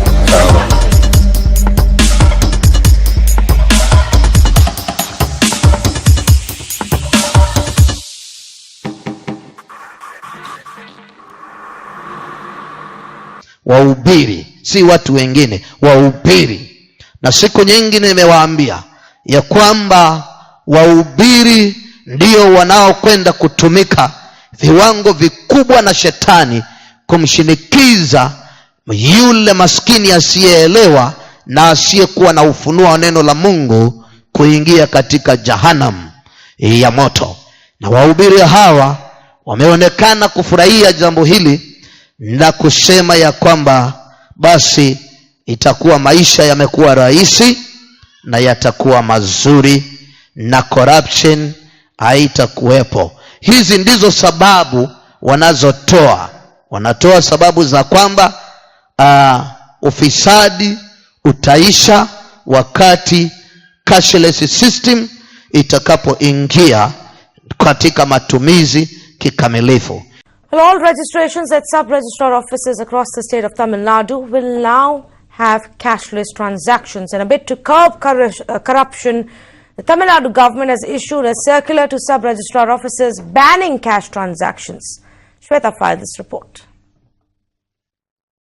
The Madras High Court has questioned the state government about what steps they have taken to prevent corruption that is most prevalent in the sub-registrar offices across the state of Tamil Nadu. Be it for property registration or for marriage certification or even for partnerships, people are coming to the sub-registrar offices and they feel that the corruption is the most rampant in these places. However, the court has been asking the state government about what steps they have taken to avoid corruption in the sub-registrar offices. Finally, it is up to the government to take urgent steps in ensuring that the corruption has been fought and also to ensure that the people here are protected. In Chennai, Shweta for Mirror Now. Our vigilance officers are raiding the offices.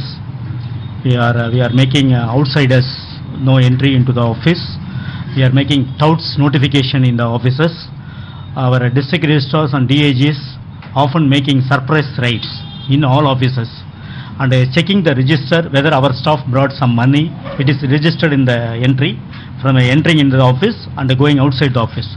by which we are avoiding cash flow in the office. Once we have come out with online registration, it will be definitely very useful to the public, and there is a transparent transaction will be there, and people will be very happy to know, because nowadays so many things have come online, and like this register officer's work is also has come online, and it will be very useful to the public. Since it has come online, definitely all the chances have been are getting closed for the corruption, and people will be definitely be happy. For decades, land transactions at Adi House and other land offices in the country have been marred by corruption and fraud. Based on manual processes, land registries have also remained chaotic and full of human traffic as Kenyans move from one corner to the other to be served. These tedious processes breeding brokers and conmen out to fleece them of their money and documents. But this state of affairs is now on its deathbed as the government fast-tracks the digitization of all land registries. So by the end of 2019, beginning 2020, we hope that transacting business with this ministry will be 100% digital.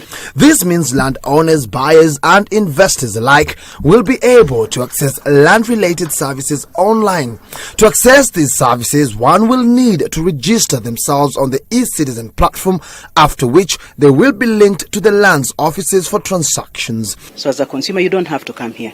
You can use your phone, you can go to a cyber cafe, you can sit in an office and access those services. If you're not able, or if you don't have a computer, or you think your phone is not a smartphone, you can come to the ministry and there will be a service center where you will be assisted by staff to search the same services. Already, the process of digitally streamlining land records in the Nairobi and Central registries has begun. The aim is to deal with any discrepancies in land files. So what you see the staff in the background doing is basically just validating the data, looking at a file that was uploaded, comparing with the physical record and making sure that the information is the same and that we have authentic records on the system. Lakini nataka niwaambie watu wa Mungu, hizi zote ni njama zinazoundwa na makundi madogo yakiitwa Illuminati, na kazi yao cause problem, alafu hapa mbele wanakuja kinyume na wanakuambia we have a solution to that problem.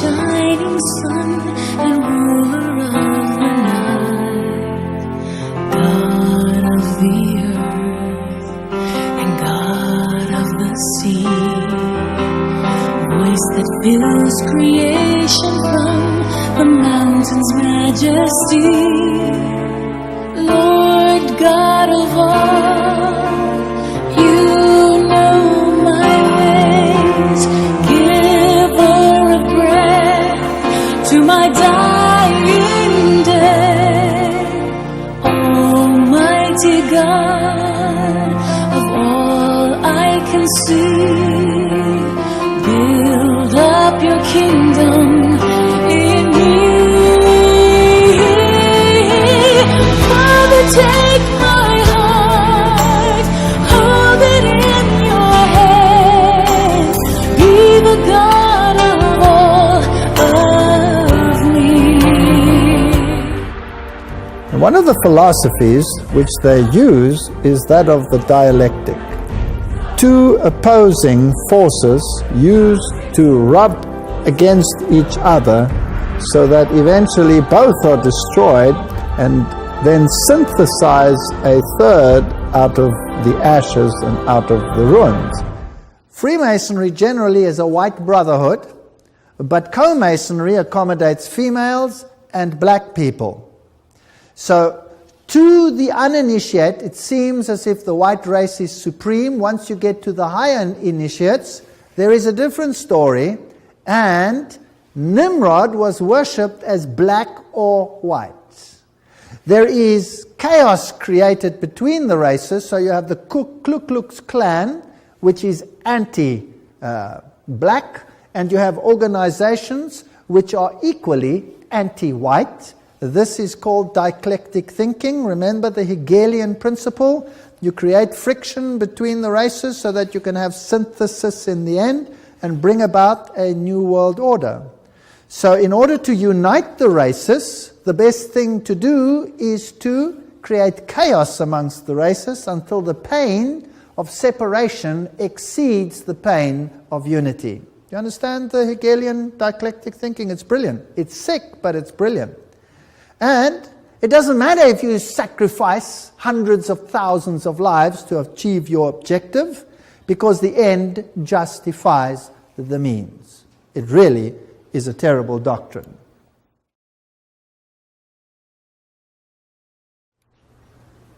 Now, how were they going to do it? Let's read what Albert Pike wrote about these wars and how they were going to be unleashed. He wrote, quote, "We shall unleash the nihilist and the atheist," so the destroyer and the atheist, "and we will provoke a formidable social cataclysm which in its horror will show clearly to the nations the effect of absolute atheism.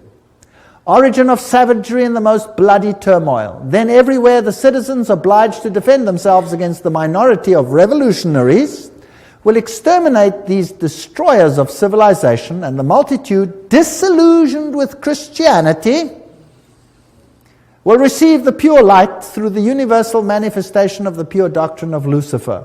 The destruction of Christianity and atheism, both conquered and exterminated at the same time." Wow, what a clever plan. So you rub the two systems which you create up against the other. You create atheism as an antithesis to the Judeo-Christian culture. You have these two clash until they rub each other up, and then out of that you will get a new world order where you have a new religion which is far more esoteric and actually honors Satan. Isn't that a rather clever plan? Well, it's very successful. That is why Ordo ab Cao is the verse, if you like, that Freemasonry uses. This is one of their documents, remember, that I photographed in a Masonic lodge. Here is an interesting quote from Popery, Puseyism, and Jesuitism. "At what then do the Jesuits aim? According to them, they only seek the greater glory of God, but if you examine the facts, you will find that they aim at universal dominion alone." You see, Rome had lost universal dominion, and the Protestant Reformation had been a major problem in this issue, a major problem. They have rendered themselves indispensable to the Pope, who without them could not exist, because Catholicism is identified with them. They have rendered themselves indispensable to governors and hold revolutions in their hands. And in this way, either under one name or another, it is they who rule the world. You see, the papacy has crowned itself ruler of the entire world. The Pope is the ruler of the entire world. That's the Holy Roman Empire spread over the entire planet. And I want to say something else. One of the things that I learned from whistleblowers from the cabal itself is that they have to work within something they call the rules. And this is very, very important. So I really want to make sure that this gets into the film. The rules are a body of spiritual principles that they must follow in order to be allowed to exist. Now, what do I mean by allowed to exist? I mean that they are aware that there are benevolent forces that will prevent them from achieving their goals unless we give them permission to enslave us. Now think about that. Well, I didn't give them permission. So why did they put this plan for 3 world wars on display in a book that's hanging there open behind glass in the British Museum Library of London? And those 3 world wars that they're outlining are exactly World War I, World War II, and the war on terrorism. Because the rules state that they have to tell us what they're doing. Therefore, if we allow it to happen, we have consented to tyranny, we have consented to enslavement. Now, if you get into the secret history of the cabal, this was rediscovered by Queen Elizabeth, the original Elizabeth that we've heard about from the 1500s. Queen Elizabeth's royal astrologer, a man named John Dee, who is the prototype of the wizard with the long beard, the hat, and what he did was to rediscover, through these ancient documents that were in the Vatican, the technology of how to access what they considered to be spiritual beings that were useful to them, but what we would consider to be demonic or evil beings. These beings need to be accessed through a very complex set of rituals and ceremonies. You cannot just ask for them to show up. You have to follow very elaborate and specific protocols. If you follow those protocols, it's like having an IP address, which is what we use to go online in order to notate a website. Every website has its own IP address. These spiritual beings, such as Baal and Moloch, which they still do ceremonies for today, such as in Bohemian Grove, there is a giant effigy, stone effigy of an owl. That's the god Moloch. The god Moloch goes all the way back to Rome and Carthage, in which they were offering child sacrifices to this god in exchange for power. So John Dee rediscovered the technology of how to draw the magic circles, how to say the right incantations, how to actually do black magic on a governmental level. This is what people are going to have so much trouble with once disclosure happens, is that these people actually practice black magic, and they are very, very good at it. Protest erupted in Odinga strongholds. Tumekuwa na mashi yetu. Na yetu tulienda sari. Serious battles were witnessed between NASA supporters and the police, and according to reports, several people were shot dead. Get everybody here. You want to do away with negative energy and generate positive energy. This will propel this project to its conclusion. This is a project to reconstruct Kenya.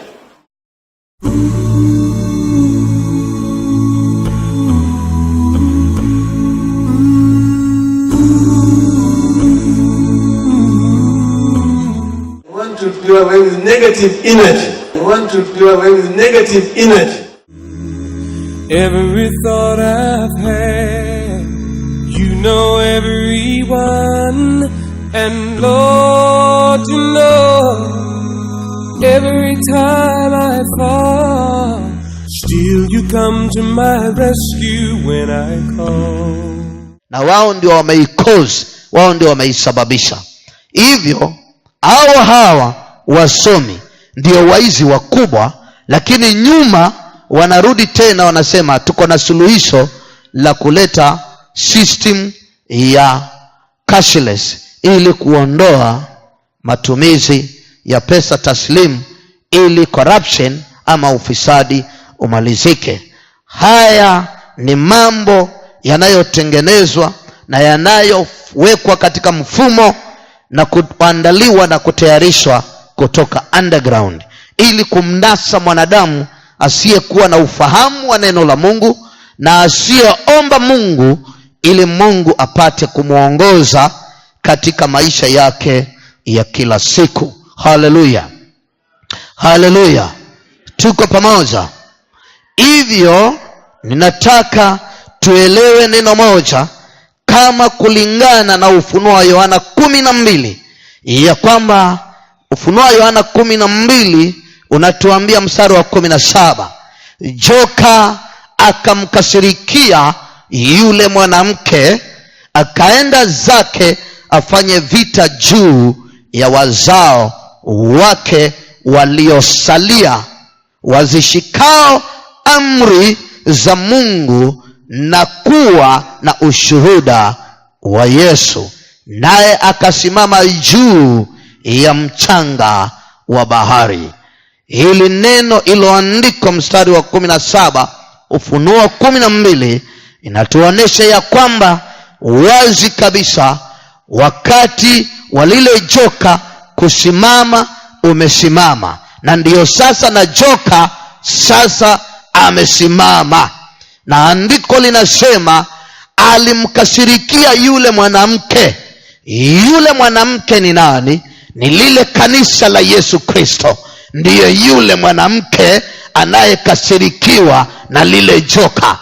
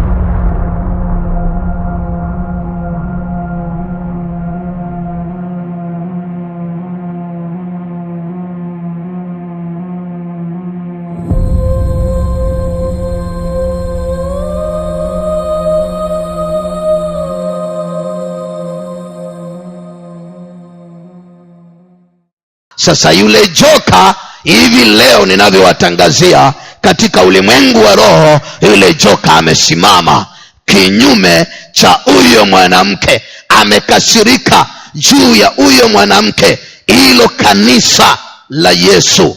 Na kwa sababu ya matokeo ya hasira zake, anaenda kufanya vita juu ya wazao wake huyo mwanamke waliosalia. Mabaki yaliyobaki duniani ya kanisa ni wateule walio hai hivi sasa duniani pembe nne. Shetani amesimama ili apigane na wao. Haleluya. Jitayarishe, jiandae, maana vita vimetangazwa na Bwana kwa ajili ya jina la Bwana. Bwana ni mwaminifu, yeye ni mwaminifu. Amenihakikishia neno moja, tuwe katika dunia ama tusiwepo katika dunia, watakao kuwepo, Yesu atashinda shetani, atamwangusha yule joka, atamwangamiza yule joka, atamsambaratisha yule joka. Haleluya, haleluya. Naye akasimama juu ya mchanga wa bahari.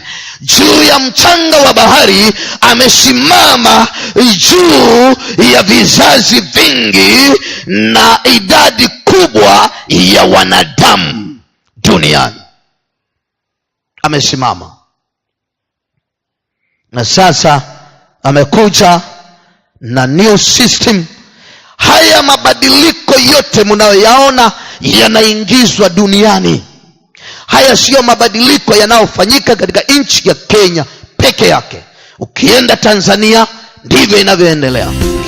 Airtel Tanzania has launched an affordable card and POS solution for daily small payments using mobile money.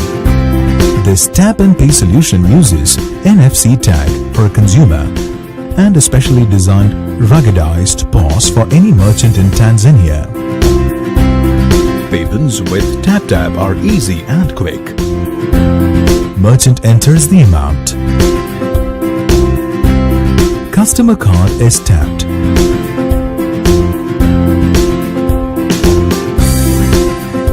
Customer enters the PIN on POS. And the payment is done.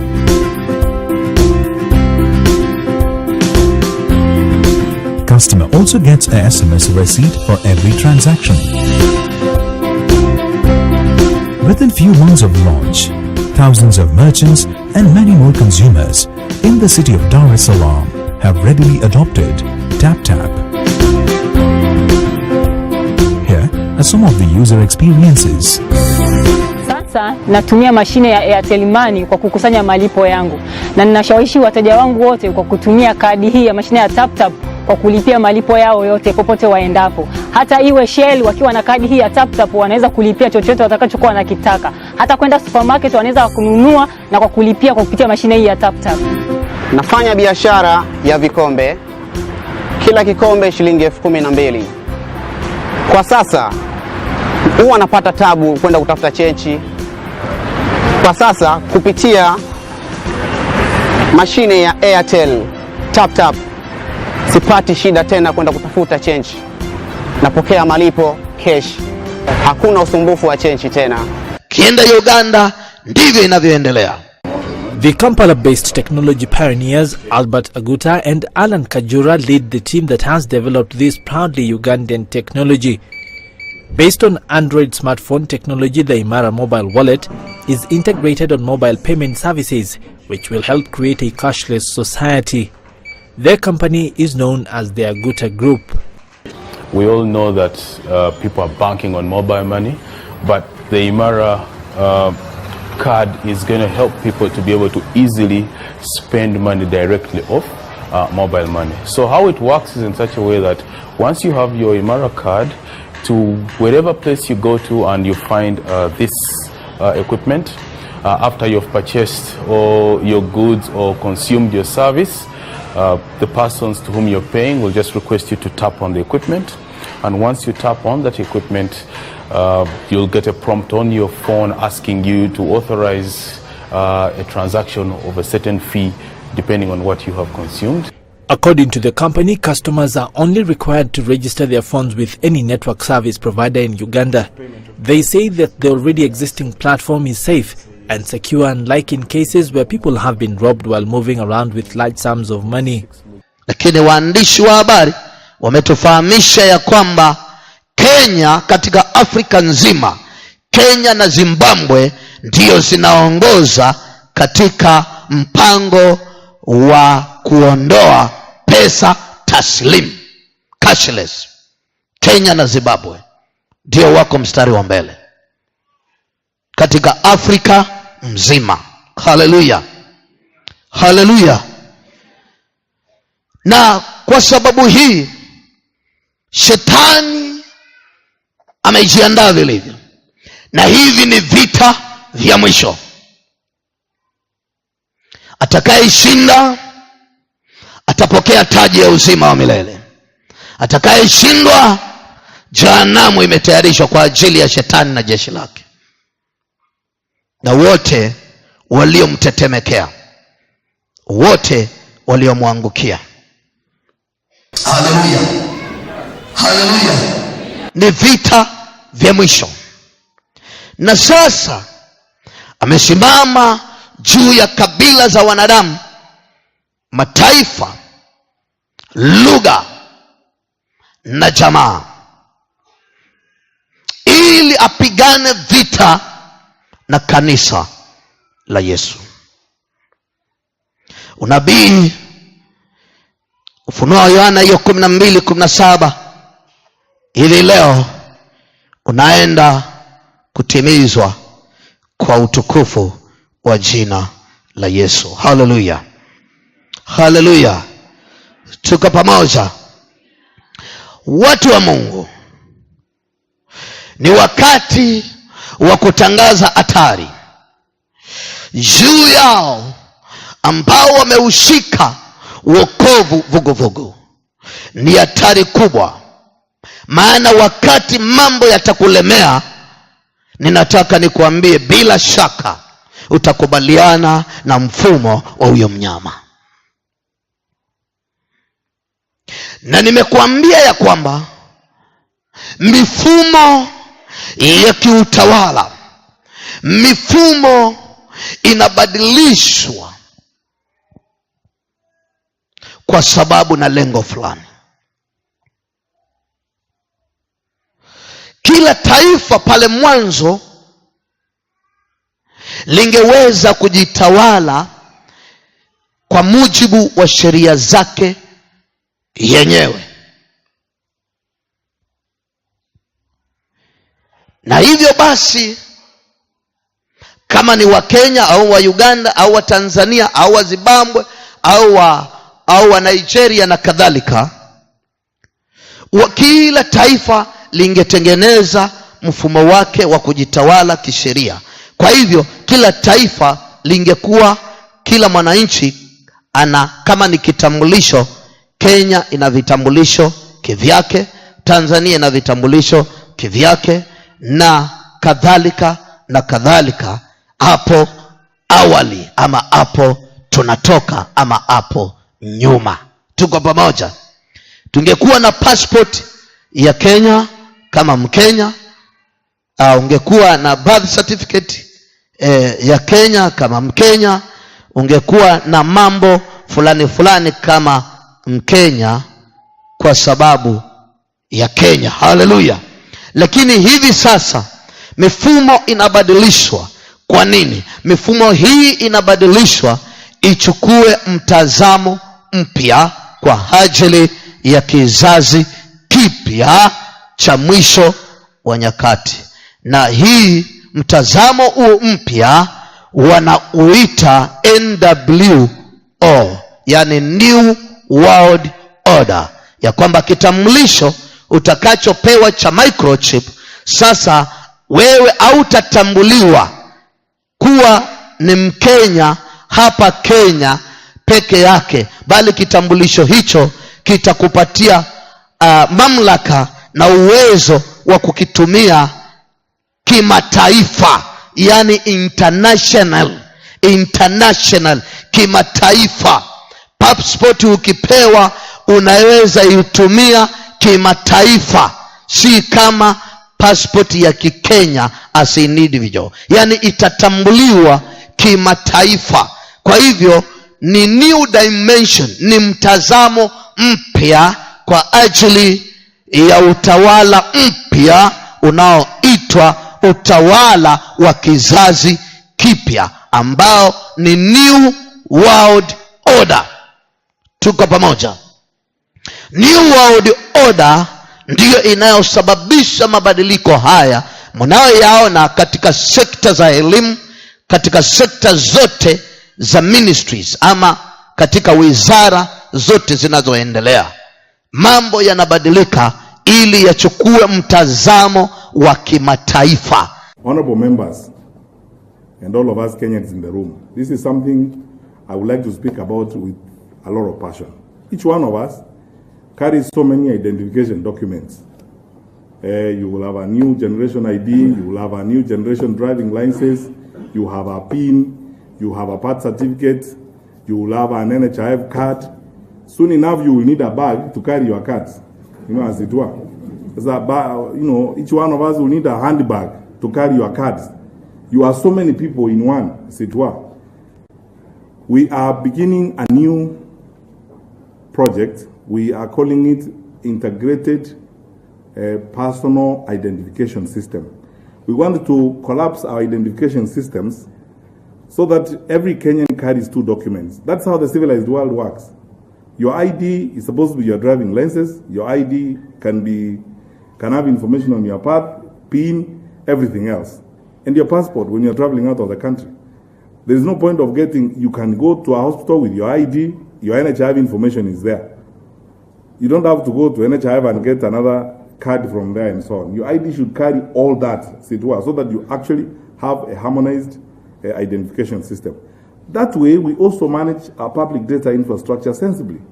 Because, you take your fingerprints at NHIV, you take them at NTSA, you take them at the Kipande, you take them, and you are the same person, it's the same hand. When you look at that, and you look at the cost of it, it is wasteful. We want to empower our police officers. Going forward, when we harmonize this integration, to be able where they arrest you with your ID card, they have all the information they need to deal with you. We can know whether you can drive or not. We can know whether you have an NHIV, where you live, where you come from, everything. Very simple as that. So that's going to be a key aspect of identification as we move forward. Wachukue mtazamo wa kimataifa ili Muamerika anaye control hiyo microchip computer, hiyo super computer, anaweza kukutambua yeye akiwa Amerika na wewe ukiwa Kenya, na kwa sababu uko na microchip anaweza kukudelete wewe ukiwa Kenya na usijue ya kwamba umedeletiwa kutoka Amerika. Tuko pamoja? Tuko pamoja? Ilikuwa tunashuhudiwa jana na ndugu yetu Joseph Masai Mara pale akituambia kule Masai Mara msitu wa wanyama kumekuwa installed CCTV cameras kila mahali. Hakuna mahali uwezi kuingia ukakosekana wewe. Now, tourists arriving into the Masai Mara Game Reserve will now be required to adhere to a new set of rules by the Narok County government. Speaking after presiding over the launch of a refresher course, county rangers at the Kikorok Lodge, Narok Governor Samuel Oletunai directed the Chief Administrator of Tourism to enforce the safety rules. The new rules will, among other things, regulate the number of visitors accessing the park and the distance between tour vans and animals, including wildebeests, expected to start migrating next month. Obstructing them.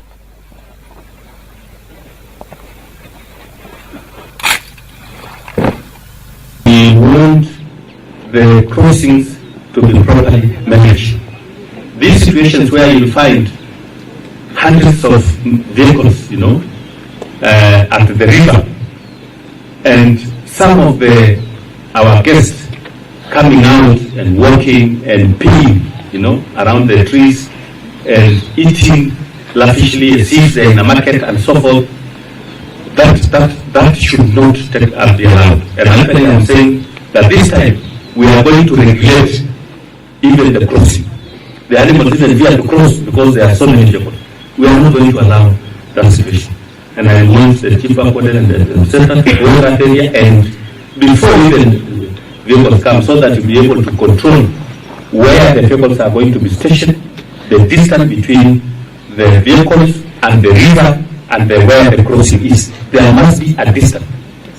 And we don't care whether you are seeing properly or not. Mbuga yote iko na CCTV cameras. Nikamwambia hivi leo wanakuambia ni za kuangalia wanyama vile wanavyokaa, lakini tangu zamani wanyama walikuwa wakiangaliwa na nani? Na kwa sababu hiyo huu ni unafiki tu, lakini hizo CCTV cameras zimewekewa watakatifu, zimewekewa wateule, maana hao wanajulikana kwa sababu ya kulitii neno la Mungu wao. Hawatakubaliana na mfumo mpya wa utawala wa kidunia, na kwa sababu hawatakubaliana nao, watakapokuwa wanafukuzwa na kuwindwa mchana na usiku na jeshi la shetani linaitwa polisi, wanajeshi. Hakuna jeshi ingine ya shetani unangojea kuona. Tuko pamoja? Tuko pamoja?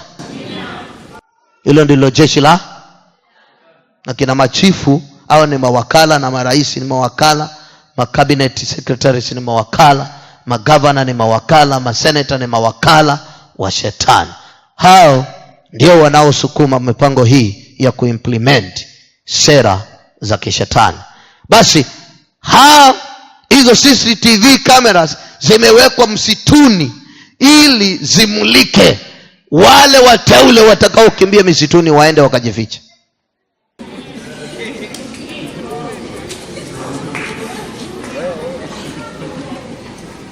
Tuko pamoja? Hivyo wakati mgumu umekwisha fika. Driving license wameanza kubadilisha, na mambo kadha wa kadha wameanza kubadilisha, lakini nataka uelewe leo, wewe uko katikati ya vita, na wakati wa kulala hamna tena. Sasa ni wakati wa kuamka. Watu wanaona mtumishi Mackenzie akienda, mtumishi Mackenzie ameaga, mtumishi Mackenzie amelala, na naona watu wametekewa akili zao na mawazo yao na jumbe hizi. Nataka uelewe ya kwamba mtumishi Mackenzie anaweza simamia kanisa, anaweza simamia wateule, anaweza hata akajisimamia yeye mwenyewe na kadhalika. Haleluya.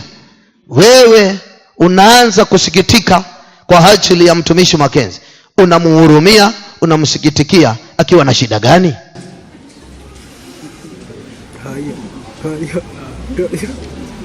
Mtumishi Mackenzie akiondoka leo, yeye yuko mikononi mwa Bwana, salama salimini kwa jina la Yesu.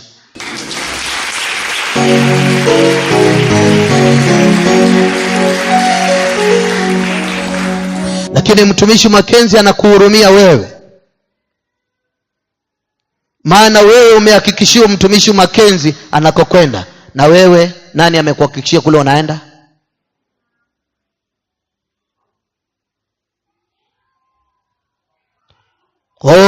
Mackenzie na Janet wamemaliza kazi. Ukisikia Bwana anasema tumemaliza kazi, bila shaka kuna kazi tumefanya. Na wewe umefanya gani?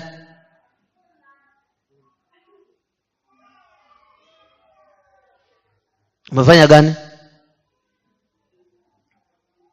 Sasa unamuhurumia yule ambaye kazi amekamilisha,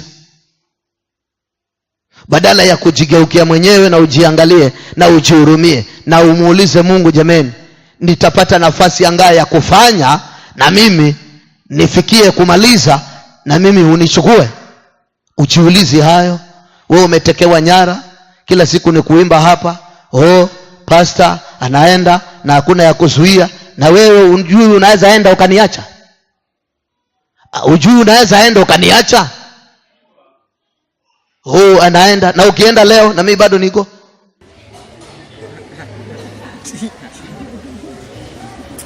Angalia.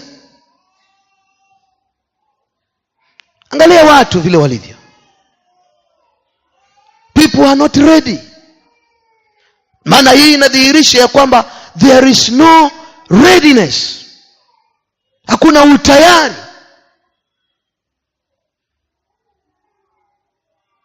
Wewe kunyakuliwa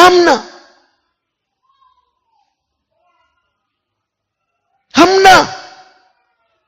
Mary Smart yuko hapa? Hebu njoo waambie ile ndoto ulitushuhudia hapa Alhamisi. Mtumishi Mackenzie anaenda, ndio. Na pengine ana siku za kuhesabu ndio aenda, ama ana miezi, ama ana miaka ya kuhesabu ndio aende. Na wewe ukienda leo usiku unaenda wapi?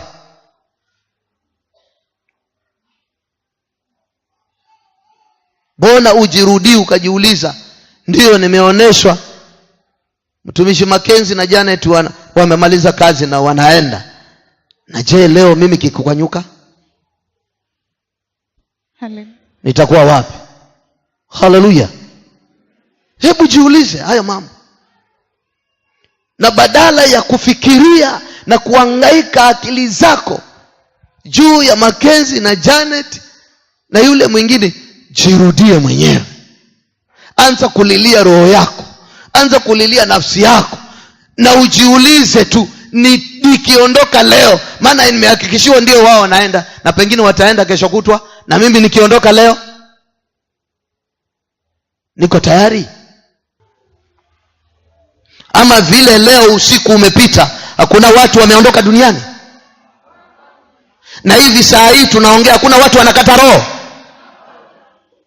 Na sasa ikiwa ingekuwa ni wewe mmoja wapo, haleluya, na huko unahurumia mtumishi Mackenzie, Yesu akawaangalia wale wa mama akianguka na msalaba, wanalia, Yesu hata umeanguka. Akawageukia, akawaangalia, akawaambia, jililieni ninyi wenyewe na watoto wenu, maana mimi hapa nimemaliza kazi na ninaenda.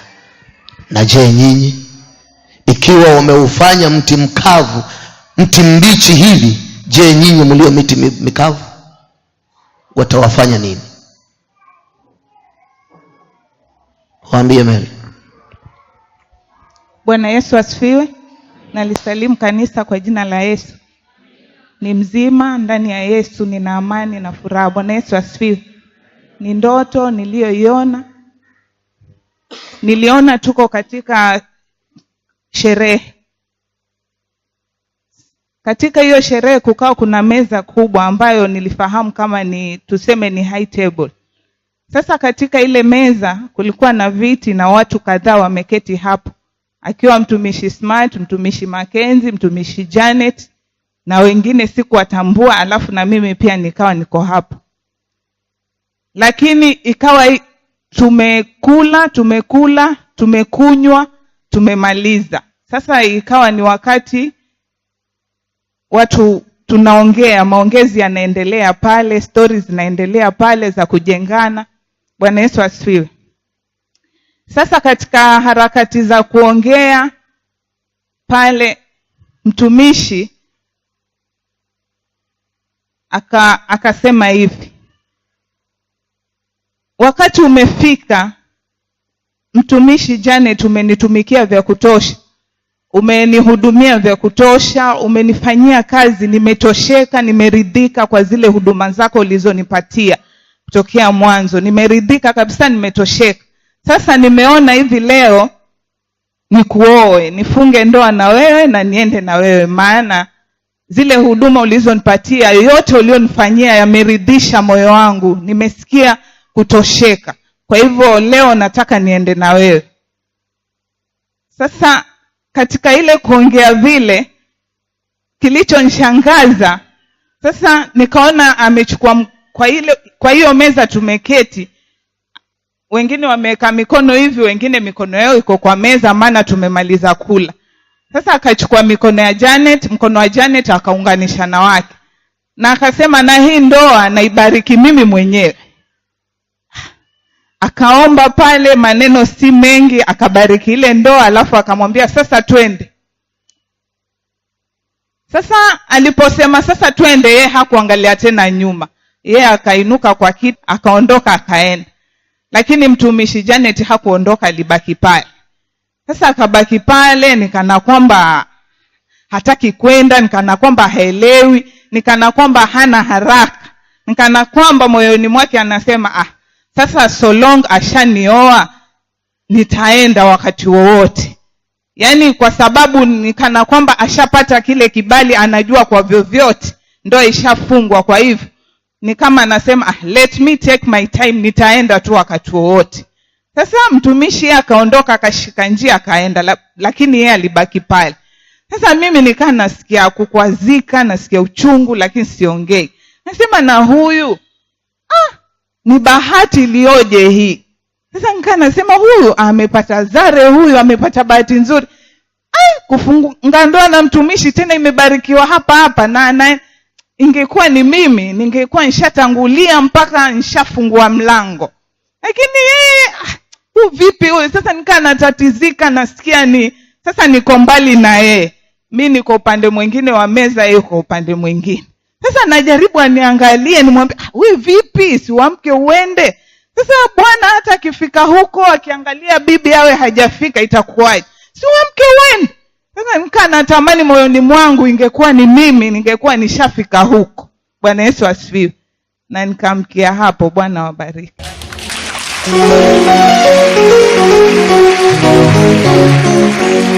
Mtumishi Janet anasimamia kanisa.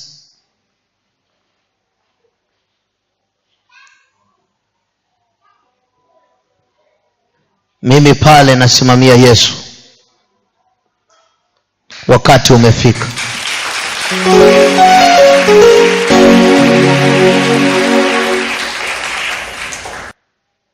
Yesu ameona kanisa lake limemtumikia, limevumilia, limepitia mengi, na mahali imefikia sasa inatosha. Ameridhika, alichukue kanisa lake na aende nalo. Na sasa ndio huyo ameshuka, na sasa ndoa anaibariki mwenyewe, maana hakuna zaidi yake wa kubariki ndoa hiyo.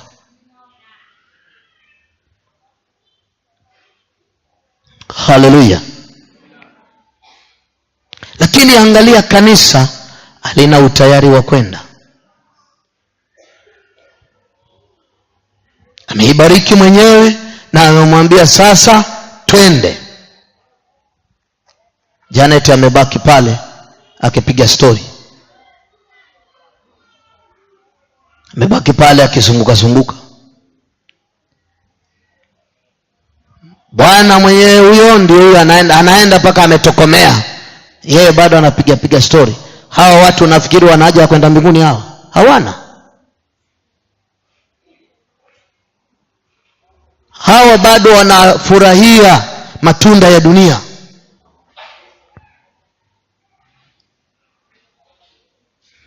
Hawa watu ni wanafiki. Wanasema mdomoni tu ya kwamba niko tayari Yesu aninyakue, lakini wakati Yesu anataka kumchukua ndio haya wanaanza kupingana na yeye. Bado wanataka raha ya dunia, bado hawajaachilia ulimwengu, bado wameshika mshike, hawajatosheka na dunia, kuna sehemu wamekishikilia bado.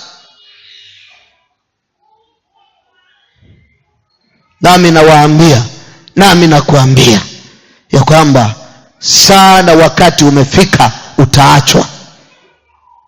Endelea kuipenda hiyo dunia.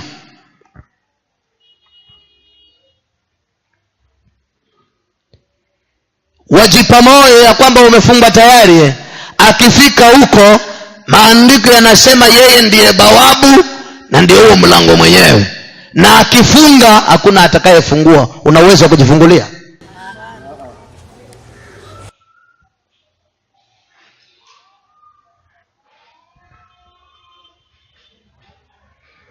Sasa utabaki na story huko nje.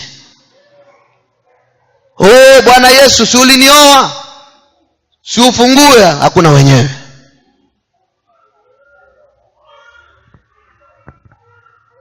Hii ni shida iliyoko katikati ya mioyo ya wanaosema wameokoka duniani. Hata wahubiri wengi hawako tayari, na ukiwafatafata na mambo ya kunyakuliwa watakwambia Yesu asirudi haraka, maana bado sijanunua Prado.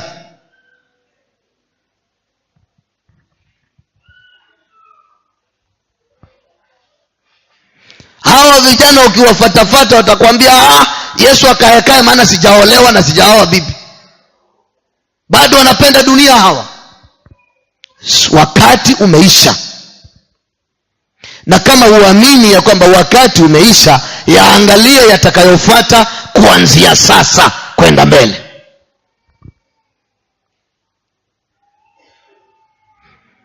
Ufunuo Yohana 13 na mstari wa 16 hadi 18. Naye awafanya wote wadogo kwa wakubwa na matajiri kwa maskini, na walio huru kwa watumwa, watiwe chapa katika mkono wao wa kuume au katika vipaji vya nyuso zao, tena kwamba mtu awaye yote asiweze kununua wala kuuza isipokuwa anachapa hile, yaani jina la mnyama yule au hesabu ya jina lake. Hapa ndipo penye hekima. Yeye aliye na akili na haihesabu hesabu ya mnyama huyo, maana ni hesabu ya kibinadamu, na hesabu yake ni 666. Haleluya, haleluya.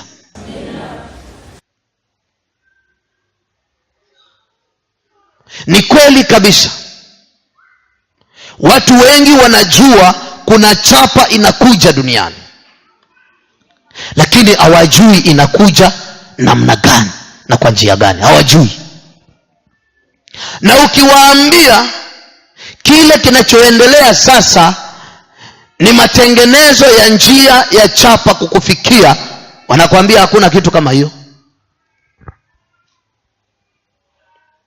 Sasa ngojeni watu wadungwe microchip,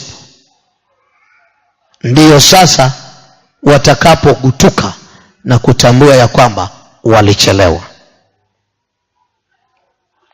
Na mambo yanaingia taratibu na ustadi na ujanja kana kwamba hayaingii. Angalia kule wamepitia county government, hata sio central government, county government, sio serikali kuu.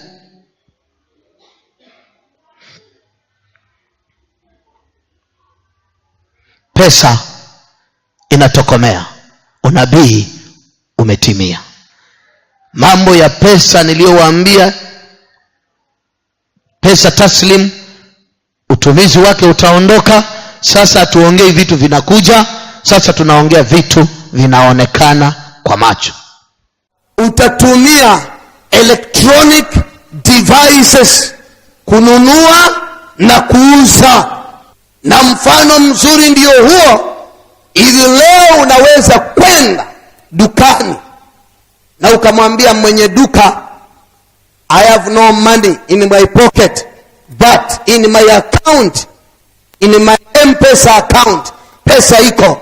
Anakuambia check the till number, au anakuandikia agent number na anakuambia send the amount to that number, na unabofya, unatuma pesa, inaenda, pesa ya upepo. Kwa hivyo ina mahali sasa inaenda kufika, pesa yako haitakubalika dukani, haitakubalika supermarket, haitakubalika kwa usafiri, haitakubalika mahali popote. Pesa iko kwa M-Pesa, pesa iko kwa akaunti, but there is no solid money. Tunacheza na upepo. Haya yote ni introduction of what is coming finally.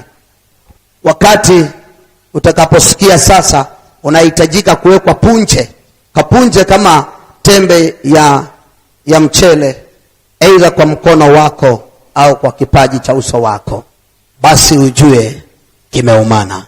Lakini haimaanishi ya kwamba sita haijaanza. Sasa sita imeanza kazi,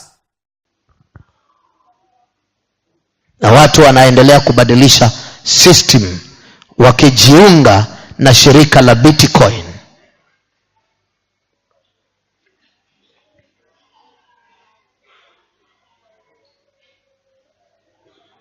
Na hili shirika la Bitcoin lilianzia America.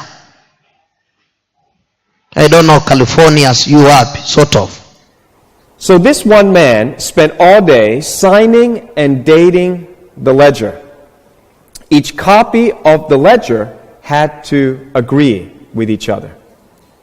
And thus was created a private insider currency, which was called the écu de marque in French, which was merely a ledger entry.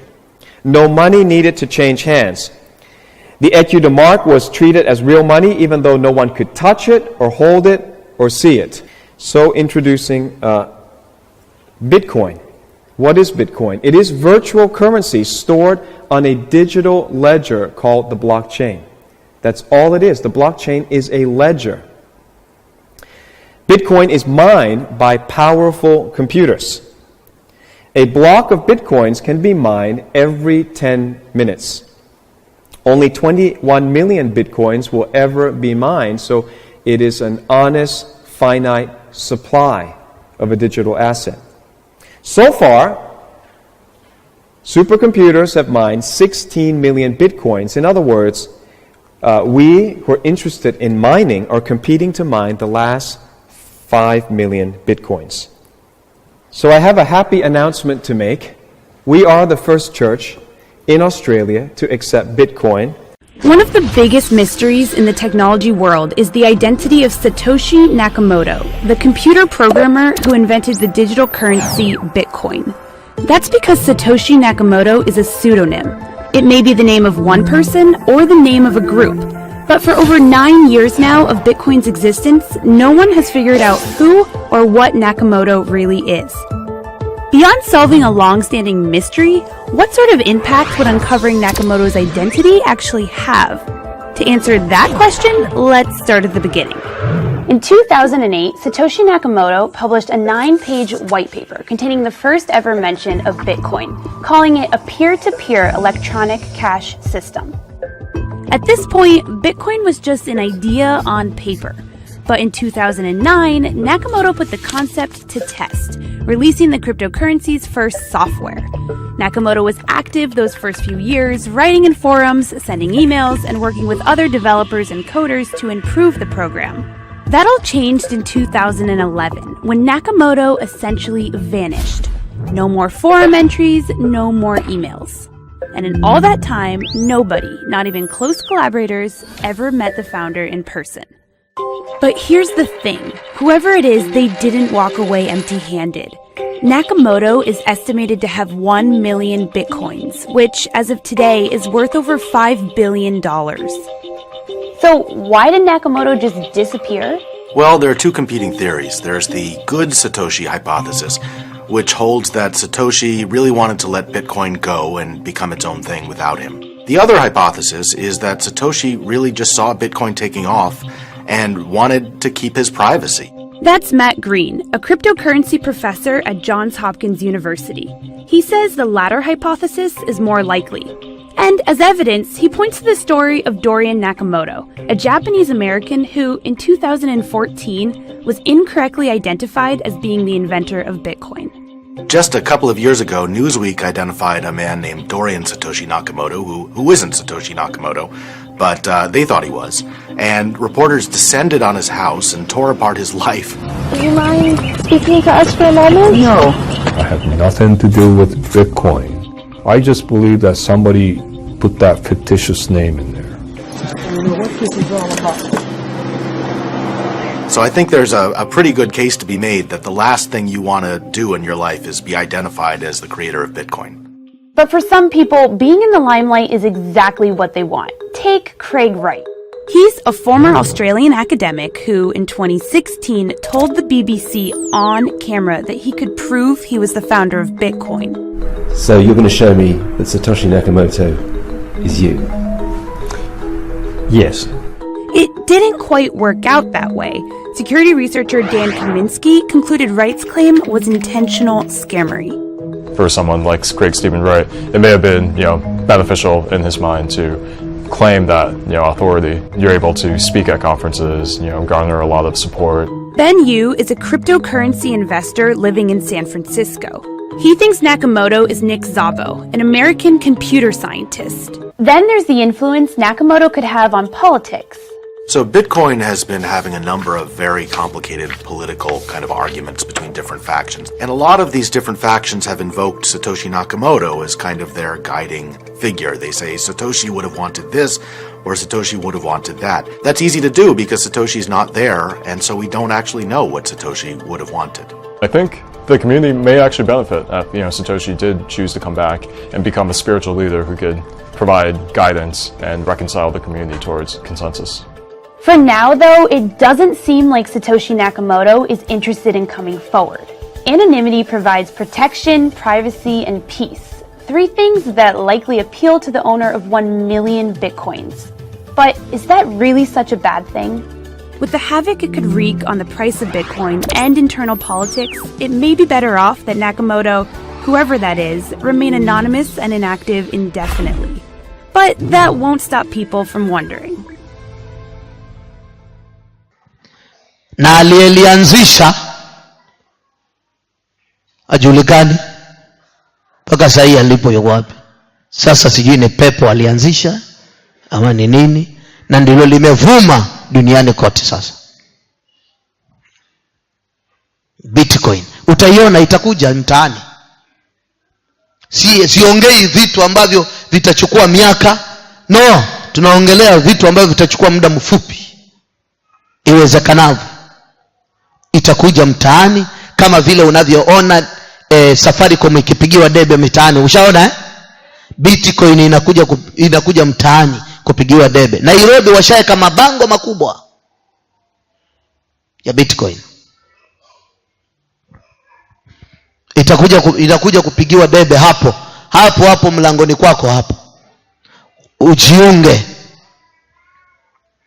Ile pesa uko nayo ibadilishwe kuwa pesa upepo, na hautashika tena pesa, na utakuwa unaoperate kupitia hiyo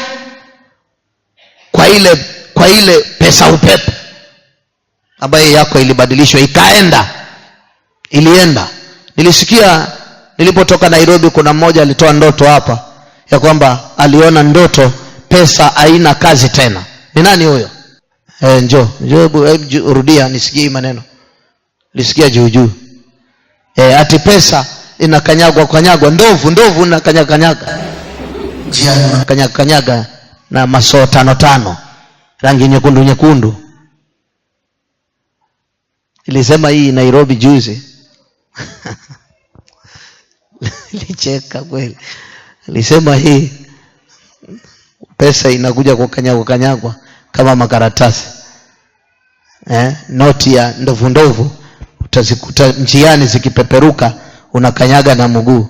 Mmoja yuko hapo mbele akaniangalia akauliza kwa sauti, pesa?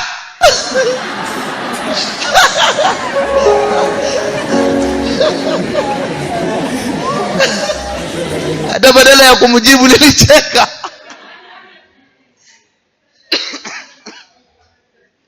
Yani aamini, ameniangalia akanyamaza. Naongea habari ya pesa kukanyagwa na miguu.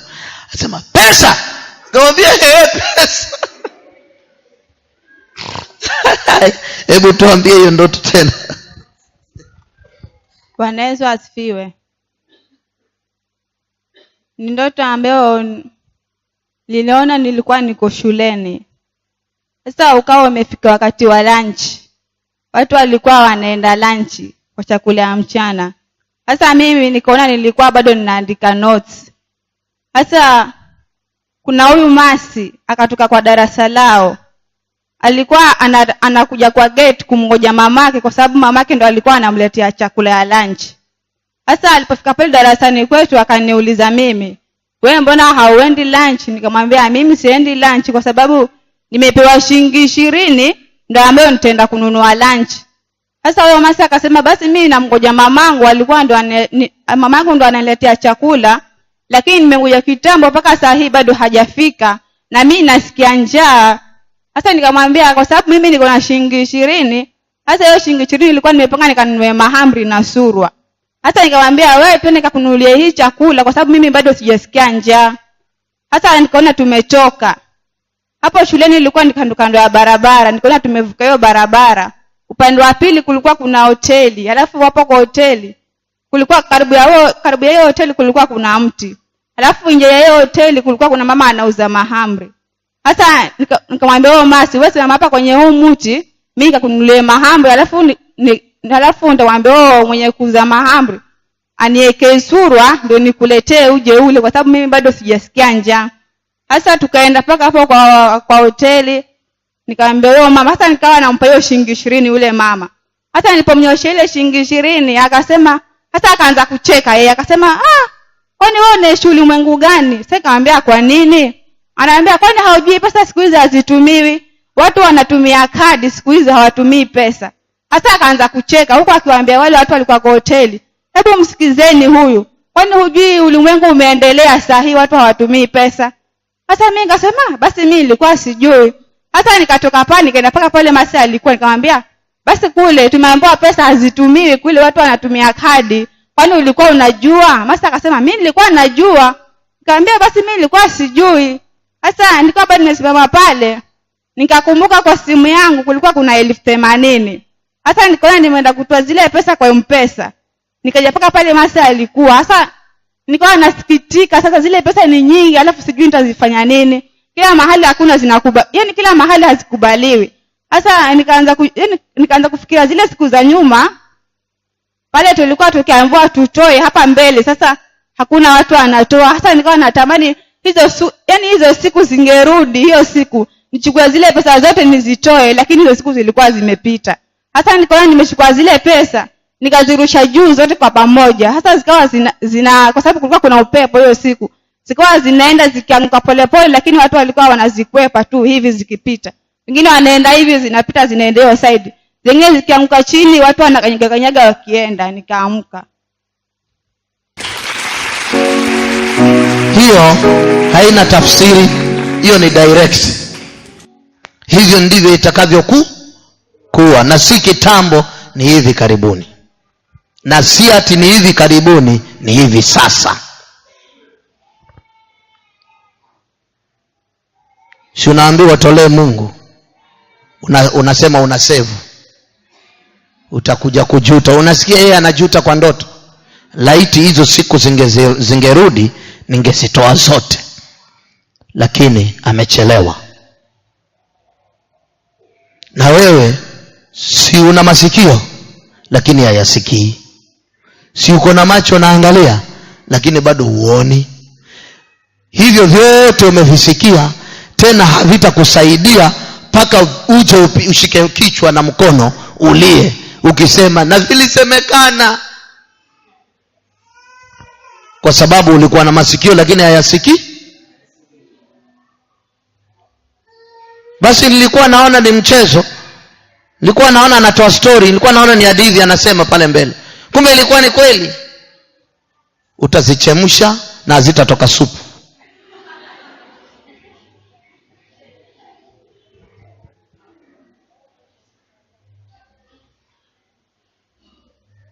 Vitu viwili vitatumika, kadi na microchip. Kuna sehemu zingine ambazo utatumia microchip, kama kupita kwa airport, kwenda kutoa pesa, pia cooperatives, vitu vyako vya bank. Itakuwa hakuna kuenda banki tena,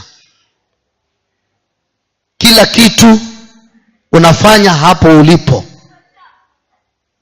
Wewe tayari ndio akaunti banki yako, wewe tayari ndio passporti, wewe tayari ndio antena, yani mlingoti wa simu yako, wewe tayari ndio kila kitu, wewe tayari ndio M-Pesa yako, wewe ndio kila kitu hapo ulipo. Na kadi zitatumika pia, lakini pia hiyo kadi itakuwa na microchip.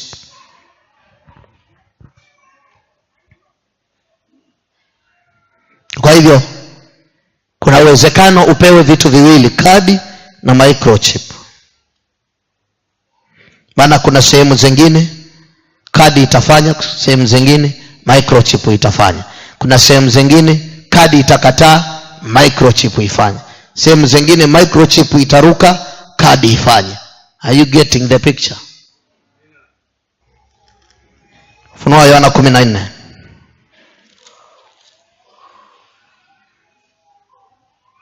kuanzia 9. Hii ni kwa habari ya wote watakaoipokea hiyo chapa ya mnyama na kumtumikia na kuishi kwa yeye. Mstari wa 9 unasema, na mwingine malaika watatu akawafuata akisema kwa sauti kuu, mtu awaye yote akimsujudu huyo mnyama na sanamu yake na kuipokea chapa katika kipaji cha uso wake na katika mkono wake. Kwanza nataka unoti, usichanganyikiwe ukastiki katika andiko moja ukakosa tafsiri kutokana na ingine. Pale nyuma tumeambiwa hiyo chapa itawekwa katika kipaji na mkono wa kuume, lakini hapa hakutaja specific mkono wa kuume, amesema mkono wake. Kwa hivyo kuna uwezekano hata ukawekwa mkono wowote.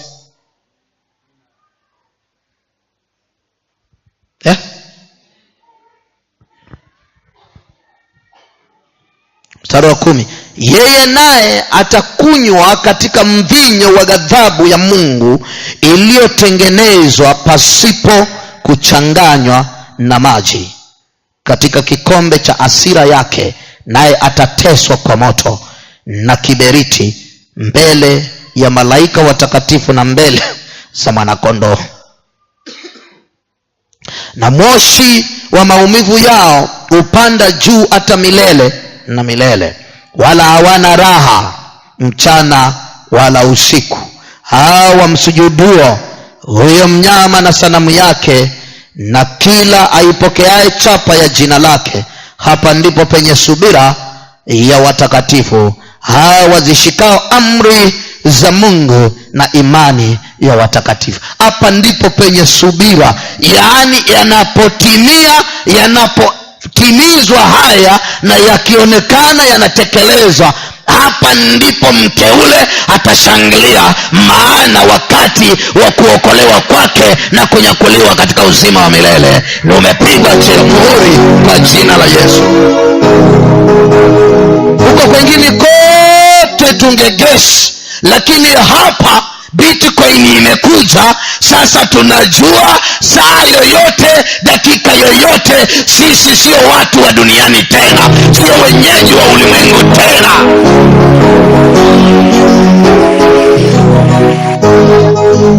Hapa microchip imefika hapa.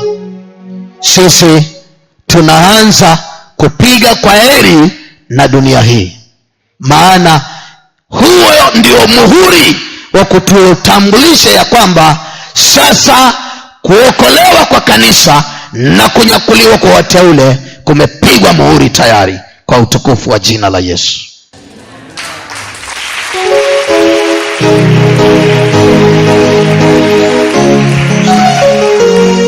Kwa nini anasema hivi? 13 anasema, nikasikia sauti kutoka mbinguni ikisema, haikutoka duniani, haikutoka kwa Uhuru, haikutoka kwa Museveni, haikutoka kwa Obama, haikutoka kwa Donald Trump, haikutoka kwa yeyote, ilitoka juu mbinguni. Sauti ikasema, haleluya, haleluya. ikasema, nikasikia sauti kutoka mbinguni ikisema, andika Yohana, andika Yohana, andika Yohana, fanya haraka kuandika. Heri wafu wafao katika Bwana tangu sasa. Sio kesho, sasa. Sio kesho kutwa, sasa. Sio wakumtondogoo, sasa. Wafao katika Bwana tangu sasa.